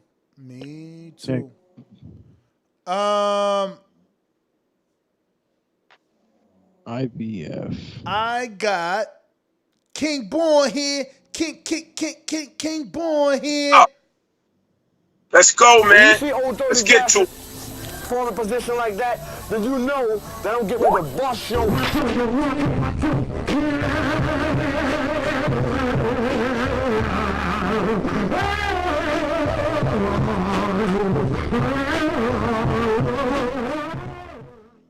Yo, listen up, man. First of all, I want to say I love my TBV comrades. Second of all, I want to say I love my TBV live chat comrades. Let's get to it, yo. Hey, yo, Babbitt the Rabbit was walking to the cantina. Know what I mean? In 2 rounds, he knocked out Eric Molina. Told y'all about Babbitt the Rabbit, man. That's the best rabbit duel boxing right now. Babbitt the Rabbit. And yo, I told y'all about Zepeda. I ain't think Zepeda's going to be in 1 round, yo. But let's keep it real. A lot of these cats out here going to Jose Vargas, what his name is, these dudes going to see Vidal Sassoon. They worried about how they look and how their hair look, and they got gray and little blonde highlights. Yo, come in there rugged and get busy, man. He looked more prettier than the damn girls there, man. What's up? Get it on. So them Vidal Sassoon cats, Sassoon dudes got to get up out of here, man. Yo, the other next fight, Boots, man. I told you about the Boots brothers. It was the first Boot brother nest was goddamn Intrigue from Atlanta. The second one is Line 6, man. I want to see Boots in there. Real talk. I don't want Thurman. If he can't get Errol, Blair to Flair, he might knock him out in 3 rounds. You heard? But I want to see Boots in there against some.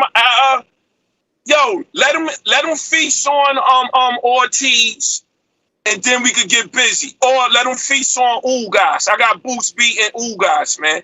You heard? And Ortiz. And yo, listen, I can't pronounce his name, y'all, so don't laugh. Butane, where the hell his name is? Butev. I know what you mean. I call him Butane. You heard?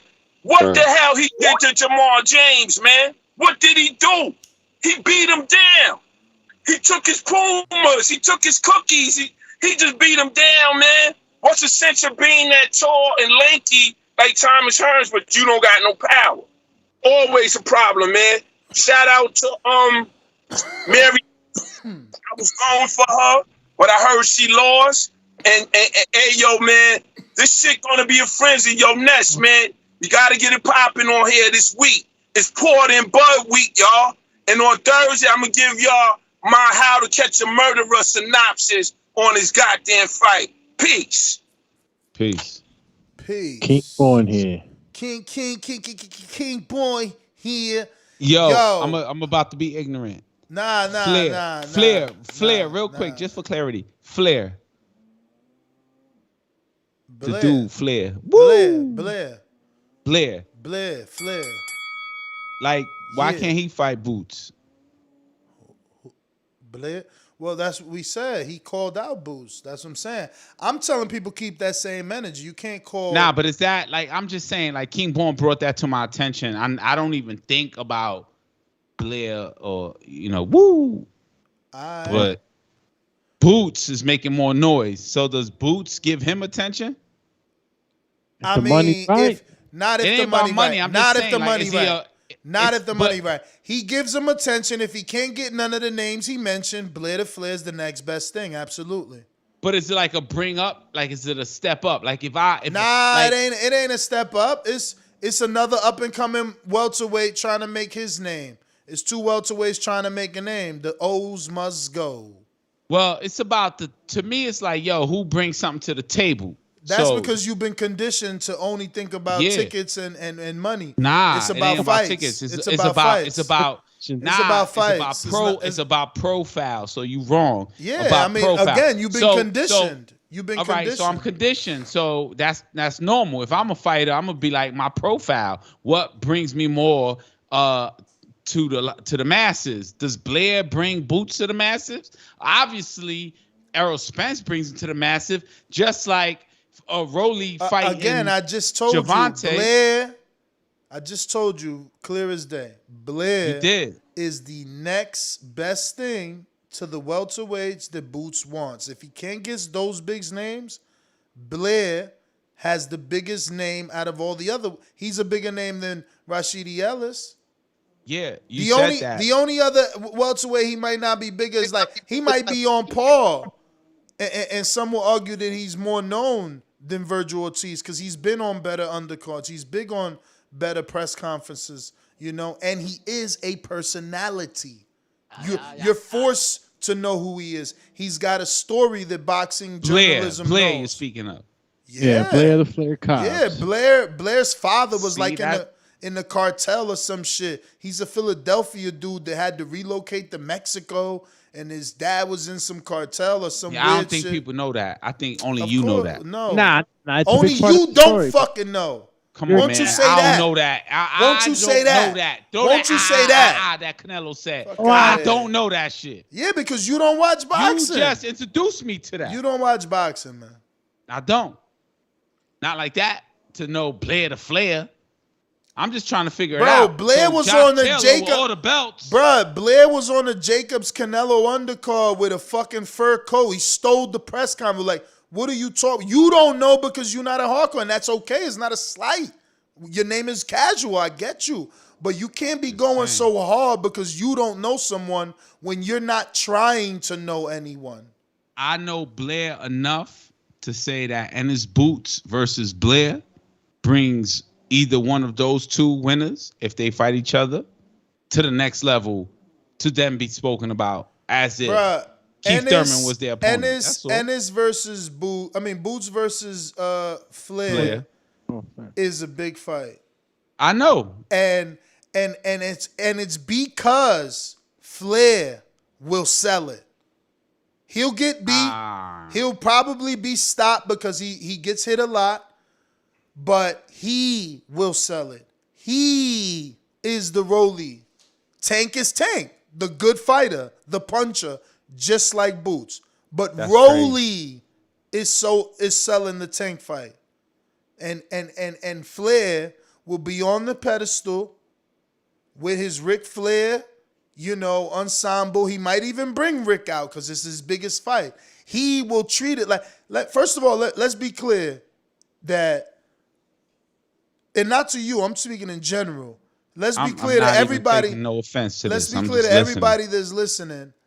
Blair the Flair Cobbs would be the biggest fight on Boots' resume. More people would be interested and tuned in than the Delorme fight, than the Van Heerden fight, than the Lipinets fight. Lipinets was Russian or Ukrainian, didn't speak no I don't know, Bo. I don't know, is he okay? I think Doomy got an upset stomach or something. Lipinets is Ukrainian or some weird shit. You know what I mean? Like they concerned about you, Doomy. Yo, why is he cringing? Blair's the only dude that's gonna be speaking English at a motherfucking Van Heerden is from what? Lithuania or South Africa? Lipinets is from the Ukraine. Thomas Delorme don't know where he from. He Puerto Rican, Dominican, and San Martin all at the same time. So please, Blair the Flair would be the biggest, baddest press conference they had. But Delorme lost. Blair the Flair made noise. I think Boots and Flair, Blair the Flair. And it's an undefeated resume. I think that's the big fight for both of them. I think Errol Spence can't give attention to that. He could do the Leonard B on that. Like, yo, what do you bring to the table? All right, yeah, of course you bring noise. No, but listen, that's the side of the argument as a casual fan you're not getting. He could absolutely say the Leonard Ellerbe. Yo, he don't bring nothing to the table, but then he will be looked at as a duck because Earl's resume and persona is established by Floyd, the most popular fighter in boxing, telling his fandom, yo, this guy is the truth. He's next. Keith should fight him. He had no belt at the time. So they put the pressure on Keith to fight this dude with no belt. Keith was busy doing bigger, better things, wanting the Pacquiao fight, unifying the division, fighting champions. I agree with you. So because people called Earl, or rather Thurman, a duck, right? Because Earl had a big fan base. So his fan base said, you ducking Earl. You ducking Earl. You ducking Earl. Earl ain't done nothing. He ain't had nobody on his resume. Chris Algieri and one former champ, Chris Algieri. That's it. That's all he had on his resume. But you ducking Earl. You ducking Earl. Right? Right. But he wasn't. So right now, it would be the same thing. If you don't take the up-and-coming Earl Spence Jr., a la Jaron Boots Ennis, because Ennis is Earl in this situation. Do you get that? Ennis is the young fighter calling out Keith Thurman. That was Earl. This is Ennis now. I'm calling you out the way you was calling out Thurman. So you, out of all people, because Earl took a personal stance too. I'm going to repeat this till I turn blue, because the Earl Spence fans need to understand what we're talking about here. Earl took a stance, Enrique. He now feels he no longer ever has to fight Keith one-time Thurman because Thurman avoided him back then when he didn't have a belt. So he took it personally. He's like, I'm never fighting him. He's a cornball. He corny. He calls him all time. There's a personal beef now. And I remember that. And he said he won't fight him. So if you took it to that extreme, you better not duck Ennis, because then you a hypocrite duck. You ain't only a duck, you a hypocrite, because you gonna do what Thurman did to you, and you gonna do it proudly. No, you a hypocrite duck if you do it. That's what you is. Yeah, and Ness is talking about Errol Spence Jr. ducking our new guy. What's his name? Ennis Boots. Ennis. If he Ennis does. Boots. If he Ennis does. Boots. But I still feel like Ennis is not. Come on, man. I feel like all my money will go on Earl, man. Earl's odds, they're not against him. It's all against Ennis. I mean, that's up so to that's you. why I feel like Ennis should be fighting Flair. We've been said that, but he trying to get bigger names than that. Of course, but you got to make your way up, and your win. And your Eric win Harris, Eric Harris, do me if you're being abused. Blink. We just want to know you good. We just want to know you good. Maybe we can send the cops over there, bro. Is you okay? I'm getting slaughtered on the chat right now. Yo, because you quiet, man. Call you quiet cake face. Been a little rough on the sleep, and my acid is I had a little red sauce tonight. You know what I'm saying? What's red sauce? Wine? Yeah, excuses. No, the spaghetti red sauce. Oh, what? So it's making you sleepy? What does that do? I mean, what the fuck? What's that do? Yeah, the red sauce is no good for me. Gives me a little acid. So why you had it? Because I love it and I never have it. Oh, you mean like acid reflux? So it's burning, or as you. So you need some Tums and shit? Yeah, Tums. Yeah. Do me. How about this? Excuses, excuses, excuses. Fuck out of here. I knew it was coming. I knew it was coming. Oh, I had Yo, I mean, talk about teachers' excuses. The dog ate my homework. I had spaghetti sauce. Yeah. Bro. Damn. Oh, damn, Get the fuck out of here. Yo, nah, I can't speak. Let me get to my gym bed, man. My gym bed, I don't care, man. Look at what I'm dealing with. I can't talk because I had red sauce. Yeah, okay. Yeah, what up? Sauce. Yo, don't stay away from spaghetti sauce. You won't be able to talk for 3 hours. Yo, you can't eat pizza either? I see. Doomy's new name is Quiet Storm. Yeah, for real. Ness, I gotta get at you though, man. That Eric Molina rant that you had, bro. Yes. You wishing somebody to get concussed. Somebody that has we know what he is. We know what he's there for. You're expecting him to do what? And for this man to take his job seriously. I'm expecting him to take it seriously or reap the what is the word I'm looking for here? The repercussions of this sport. If you don't want to train and you want to come into the ring looking like a motherfucking dad, we gonna knock you out like you a dad. No. Yes. He is no, because he's able to lay an egg once in his career. Somebody that's given us tested multiple guys. Bro, this ain't no motherfucking egg. Are you crazy? Are you calling that an egg? That's beyond an egg. Listen, he gets listen to me. He gets no passes, bro. In this year alone, he made enough money that he could have, he could hire a legit trainer. He could have no. This is somebody that's 39 years old at the end of his career. George Foreman was 40. George Foreman was 40.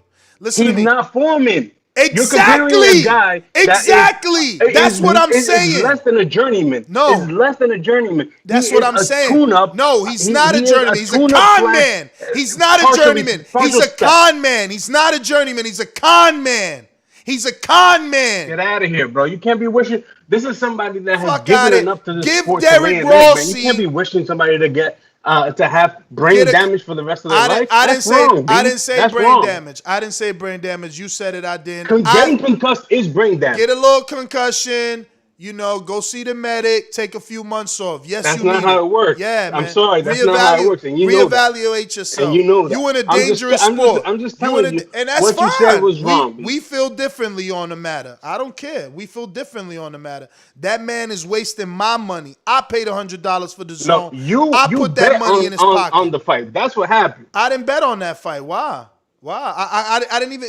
Anybody who had my bookie could check. There wasn't even any prop bets. So all I could do, if I did, which I did, we all heard me say, I had Alan Babbage, but I only could bet money line, so it didn't affect me. His performance affects me because this is the only sport I watch, and you're wasting my motherfucking time and my money. Nuts, but that's the thing that you should know better. No, I don't. Know better no, he should know better and think that he was going to do anything but that. No, you see, that's the difference between you and I. He should know better, and because he acting like he don't, I'm wishing a concussion on him.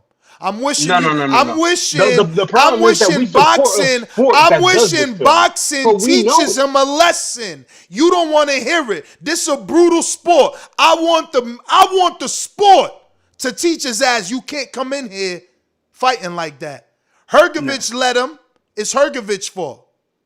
It's Hergovich's fault. It's Wilder's fault. It's Hergovich's fault. It's Wilder's fault. AJ's fault. Hergovich's fault. Everybody who beat him is their fault because they ain't hit his ass hard enough to make him realize this is a real fucking sport. It's not a game. It's not a game. It's not a game, bro. It's not a game. We're definitely not going to see eye to eye on this. And trust me, there's a lot of people that feel the same way that I do. I just want to use that type of language or wish that upon a fighter that makes the sport because we need those type of guys. Yes or no? We need those type of guys. Derek Rossi for him to go out there and lay the egg, it happens. Derek Rossi needs those checks that he's getting. Bermain Stavern needs those checks that he's getting. Okay. Yes. Before last night, though, would you say that about Molina? No. Yes. He has done his work. Yes. Have you not watched his last 3 or 4 fights? What's wrong with you? Did you not? Yeah. Did you not watch the Hergovich fight? Yes. They were. Yeah. I watched them land. I watched them land one right hand on Hergovich. So what? He's supposed to get a pass? He touched him multiple times, not just once. Bro, he hit Wilder one time. It don't fucking matter. You're not doing nothing. You're not giving my prospect. Listen to me. Fabio Wardley doesn't have an amateur background, right? Am I wrong? Is he a prize fighter, dude? Google that. Mine. No. You're right. I did. He was. I did. So do me. Listen to what the fuck I'm saying. A 10-0 fighter, or at the time 8-0, never fought before, gets in there with a dude that had 2 world title shots and beats the motherfucking brakes off him. Stop lying for this dude. Ness, somebody that does this part-time, is a teacher, and does this part-time. We know what he's there for. You are overreacting to this issue. It's ridiculous. And what I'm telling you is, again, just wishing that upon a fighter is not right. All right, bro. And you should know this. You got it, bro. But either way, whatever. We're gonna agree to disagree on this matter. I don't want to see. What I will say is, I would like to see Boots and Blair rather than Batayev and Boots. Batayev, he is a dirty fighter. He is a very dirty fighter, but he is the type of fighter that will take years away from your career. I do not want to see Boots anywhere near that guy anytime soon. Let him fight. Isn't he supposed to get the winner of Ugas and whoever? I don't know. This new tournament came out of nowhere for me, but yeah, that is the rumors. Yeah, but I don't know, man. Either way, though, I will say Jamal James, he was bending down at the waist to the point where he also didn't have another choice but to lean on him. I mean, if you read the rules, it's you can't go up to the midsection of your opponent, and Jamal James was doing that multiple times. So but either way, he is a dirty fighter. I don't care. Those kidney shots, he shouldn't have done that. But Ness, debate is what the show is for. I still love the show. Still love you, brother. Great job as always. I love you too. Listen, nothing you can say about I take it personal. And for KO King, your dumb ass is timed out. And anybody with that train of thought, I'm coming for you too. You're gonna be in 300-second jail. Don't tell me to have the same energy for Wilder when Malik Scott took a dive, because I personally don't believe he took a dive. Why? Because I personally been to the gym. See, you haven't. So, you're just a Wilder hater that wants to hate. And for me, it's always going to be different because I've been to 6 or 7 camps and seen dozens of sparring partners and seen Wilder do what he does on TV in camp to almost every single man that he sparred. So when Malik is still low, when Malik gets hit and goes down, I believe it because I've seen dozens of people do it in camp, not just on TV. So it's not the same. It's not the same. And if you say something stupid, timeout jail. Because you Shadow stupid. Realm. But anyway, ain't no more timeout jail. Dumi gets to finally go to sleep. He did his mandatory quota. He said one word, Shadow Realm, every hour. That was the last caller. Where we at? And I think we got some super chats real quick. Let me just get to these. We got Chip, who says, Boots need a bum of the month on Fox. Save the sport. I'm good. Everybody giving Boots weak fights, man. Every week. Yo, Blade of Flair is not a tough fight, and he's an undefeated fighter, and he's gonna sell the fight. He's like Broner. Like, what don't y'all see? He's a market. It's if you want an easy fight for Boots, that is it. But it's also good for his fucking cachet, his profile. Like, what don't y'all get? It's an undefeated I don't think people know Blade of Flair the way you know him. No, I hear you, and that's okay. That's okay because people didn't know Rolly, and they got to see him, and he didn't get to perform. Rolly was hitting Mitch with Floyd, man. Come on, stop, bro. And Blade of Flair, like I said, Blade of Flair was using Ric Flair. No, nobody knows Blade of Flair is signed to Golden Boy on Canelo undercards, on the podium with Canelo and Ryan Garcia. Oh, by the way, walks into the ring. And you have to be paying attention. Walks into the ring with Ric Flair, so he's not just some regular guy. Nah, he's not. You just have to pay mad attention. Nah, you did, and you know him. You just don't know boxing. Nah, I know boxing. I know Rolly, and I know Blair, and I know Boots, and I know Rolly. Boots and Blair is a bigger fight for Blair. And why would Keith Thurman take Boots when he's like, yo, I'm gonna do the same thing Ellaby say?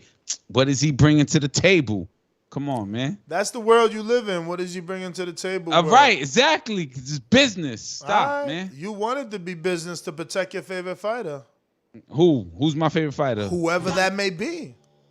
We talking about Ennis Boots right now. All right, so who you protecting Boots from? You saying I'm protecting fucking Keith Thurman? I mean, is you? No, because I'd rather see Keith Thurman fight one of them. Who don't you want to see Ennis fight that you trying to push him off? I want to see Ennis fight both Blair and Keith. But you just said don't nobody know Blair. You just said don't nobody know Blair. Look, do me hitting sound bites because he want us to go. He like, yo, ain't no more callers. It finally got loud too. Let us go. It finally got. If my volume levels were up again. It did. It is loud. Finally, it took him the whole show. The whole show to finally get right there. After getting toasted and roasted for all. He's like, oh, just turn it up to like 3. I tried. I've tried. He's like, oh shit, it's on 1. Let me put it to 4. Yeah. Oh, that's though we is out. 1. We is out. No. I got 2 super chats. I got Julio Ocha. He usually pays the hate. Let's see what he said. There are levels to this. Mexico is Puerto Rico's papi. I knew he paid the hate. He never super chats anything nice. He wanted to get his little knife into the Puerto Ricans. I hear you though. Oh, that shit. Another one by Mike Rios. Says Imantis Stanonius versus Boots, both from the same side of the street. Parentheses PBC. Great matchup. Make it a title limiter. No. Ness Heyman. No, that's low. Stenonius is busy with Ugas. We ain't about to break up that fight. We gonna leave him busy and match Boots up with the unbusy people like Spence, who doesn't have a fight. Ness Heyman. That's a little better. You gotta go up like 4 more points. I see what I Come on, man. Yo, it's supposed to sound like a little bit like Ness Heyman. See how clear and crisp? Ness Heyman. Know what I'm saying? Like 2 more points, that might work. Know what I'm saying? But yo, we out of here, man. Wait, we got more. What? Oh shit! I'm about to end it with my long ass outro. He just did the Tyson Fury on second fight. Wilder knock down, get back up. Wait, we got more. Right back up. Style. DSV Code says counter punch. CPs. Earl needs the pay-per-view fight. Boots ain't it. Give us Thurman as that tune-up for Crawford. Nah, man. Fuck out of here. Yeah, Thurman and Earl. That's another mix. No, right no, Earl. Listen, that would be you protecting your fighter. No, you're not listening, bro. You didn't listen to anything I said. You didn't listen to anything I said. The dude that you saying is corny. The dude that you I didn't say corny. Not you. Earl called him corny. Oh, okay, yeah. Earl said he corny. I'll never fight him. Now, all of a sudden, because you're getting called out by the young bull, you want to fight the dude that's inactive, that's coming off a loss? Now you saying, you the one say you don't need tune-ups. You the one say you coming back to a title shot. Now, all of a sudden, you need a tune-up, and the tune-up is Earl, who been out the ring? His timing is off? You mean Thurman? He rusty? Nah, man. I feel like that's the bigger name. Nah, man. Fuck name. But it's about fights. It's about fights. It's the bigger name, but it's too soon for Thurman because Thurman was inactive. This dude's crazy, man. Good Thurman fights, need to fight somebody it's like. It's about good fights, man. Yo, Roland Curtis says, glad that Boots added Keith because everybody says that we shouldn't throw away AJ and Wilder for having 2 losses. But Keith only has 1 loss to a legend. But we treat Danny 3 losses better than Keith. That's not true. That is true. People be hating on Keith, but that's because he got 1 loss and 4 years of inactivity. Before he lost to Pacquiao, he had 2 years off. After he lost to Pacquiao, he got 2 more years off. My man out here playing with his fucking prime.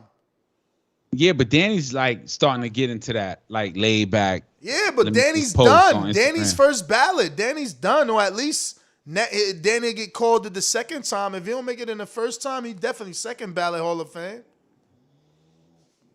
You got Gil, that's something else. Who said a little 5 for Doomy's Pesto Bismol. Oh, you got a stomach problem. My man is farting and eating fucked up pork. Why I gotta be fighting? Yo, we out. Like James, my man, do you want your call? Benitez. Yo, I gotta go to bed. Yo, what's up, Ness, man? Go ahead, go to bed, man. That's Doomy said that. I mean, Enrique said that. I said that for Doomy. I'm just a ventriloquist. Liar. Yo, man, what's up, fellas, man? Hey, Ness, thanks for letting me get my call real quick, man. But yeah, man, about Boots, man, like you said, Blair Cobbs would probably be the best name on his resume because he has a story. He has a story that can sell. It'll be a good main event fight for Boots, other than some of these other names. Some of these other names are super unrealistic unless he signs for the PBC. Until then, he's going to get names like an Abadizian, a Bakharov, or even a Castillo Clayton. Shit that none of us really want to see. About Jose Zepeda, a lot of us thought. I thought that he wasn't going to fight like he did because of what happened last year with the what's his name, Branch chick or something like that. That took like a lot of miles out of him, I thought, in that fight. So I was surprised by that performance. And with Molina, man, you've been dogging the shit out of him, man. Yeah, but he did really shit the bed, and that's my call, Ness. Super shitted it. Danny. See, this why Danny's done fighting. He's like an Instagram personality. Yeah, man. Why I feel like screen sharing is Danny. First of all, how is this still cool? Like, he's literally dressed as a Power Ranger. Yeah, I saw him do that. Like, but. I ain't even see this. We gotta check this out. Doomy about to really cut out. What is this? I seen the other one. I ain't see this.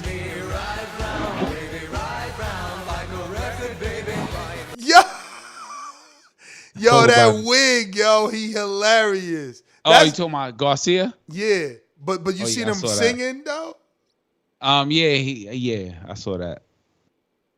He dressed up as Adam Sandler. He had the curly joint. Yeah, hilarious. He's supposed to be Adam Sandler. Hilarious. Look at him as a fucking Power Ranger. So he's done. He ain't fighting, man. He's the Power Ranger. He's done. Stop calling Danny. He's done out here, brothers. He out here. He trying to get an Instagram like TV deal or some shit. That's GTO. Instagram and Twitter. We up out of here. We never even discussed which was the bigger fight. I guess on the outro, Enrique, what's the bigger fight? Earl versus Virgil Ortiz next, or Earl versus Jaron Boots Ennis next? Oh, damn. Good call. I think both of them are good fights, but me flipping a coin, boom, Earl, Boots Ennis fresh off the cut on Saturday. Definitely a bigger fight. TBV underscore. Doomy, we know you faking it and nobody even sees you. I'm actually showing a thumbnail right now. Nah, he frozen for real. Yeah, finally looked at you did that twice. The first time you caught me. He ain't. I knew he wasn't. I knew he wasn't. That the pose was too fake. That shit funny. He was what's that shit called? Deep fake. My man was deep fake out here. Oh man, I can't wait for Untitled. Anyway, TBV underscore casual fan. That's my Twitter handle as well as my YouTube channel. And at Fight Talk, that's my IG where I saw Danny Garcia with the curly wig on singing. Fight now. Don't come on here with the hamburger meat again, champ. Right? The what? What's that? The hamburger meat, champ. We out, man. Say your outros, man. What the fuck? I said my outro. What about Doomy out here playing this like shit? This. Stay away from the red sauce. IG is Alex_Doomsday_LAINEZ. Shout out to Twin. I'm going to check out that L-glutamine for the stomach. This is the Boxing Voice. You tuned in to the Sunday flagship show. If you can just look to the left of the screen, you'll see a very rare Cash Weezy in your midst. Dope-ass shirt in the background. The Skip, always running the show, always keeping the boat afloat. What the fuck is Danny doing with that wig? My man said he was looking for some amidaline. What he said? For his stomach? Yeah. Danny's hilarious. He's becoming an influencer, man. He was on a local, influencer, star, whatever you want to say. Shout out to my man Mike Ruger. He had Danny Garcia on this podcast. And that's what I'm saying. He's not really into that boxing like that. But we out. Peace.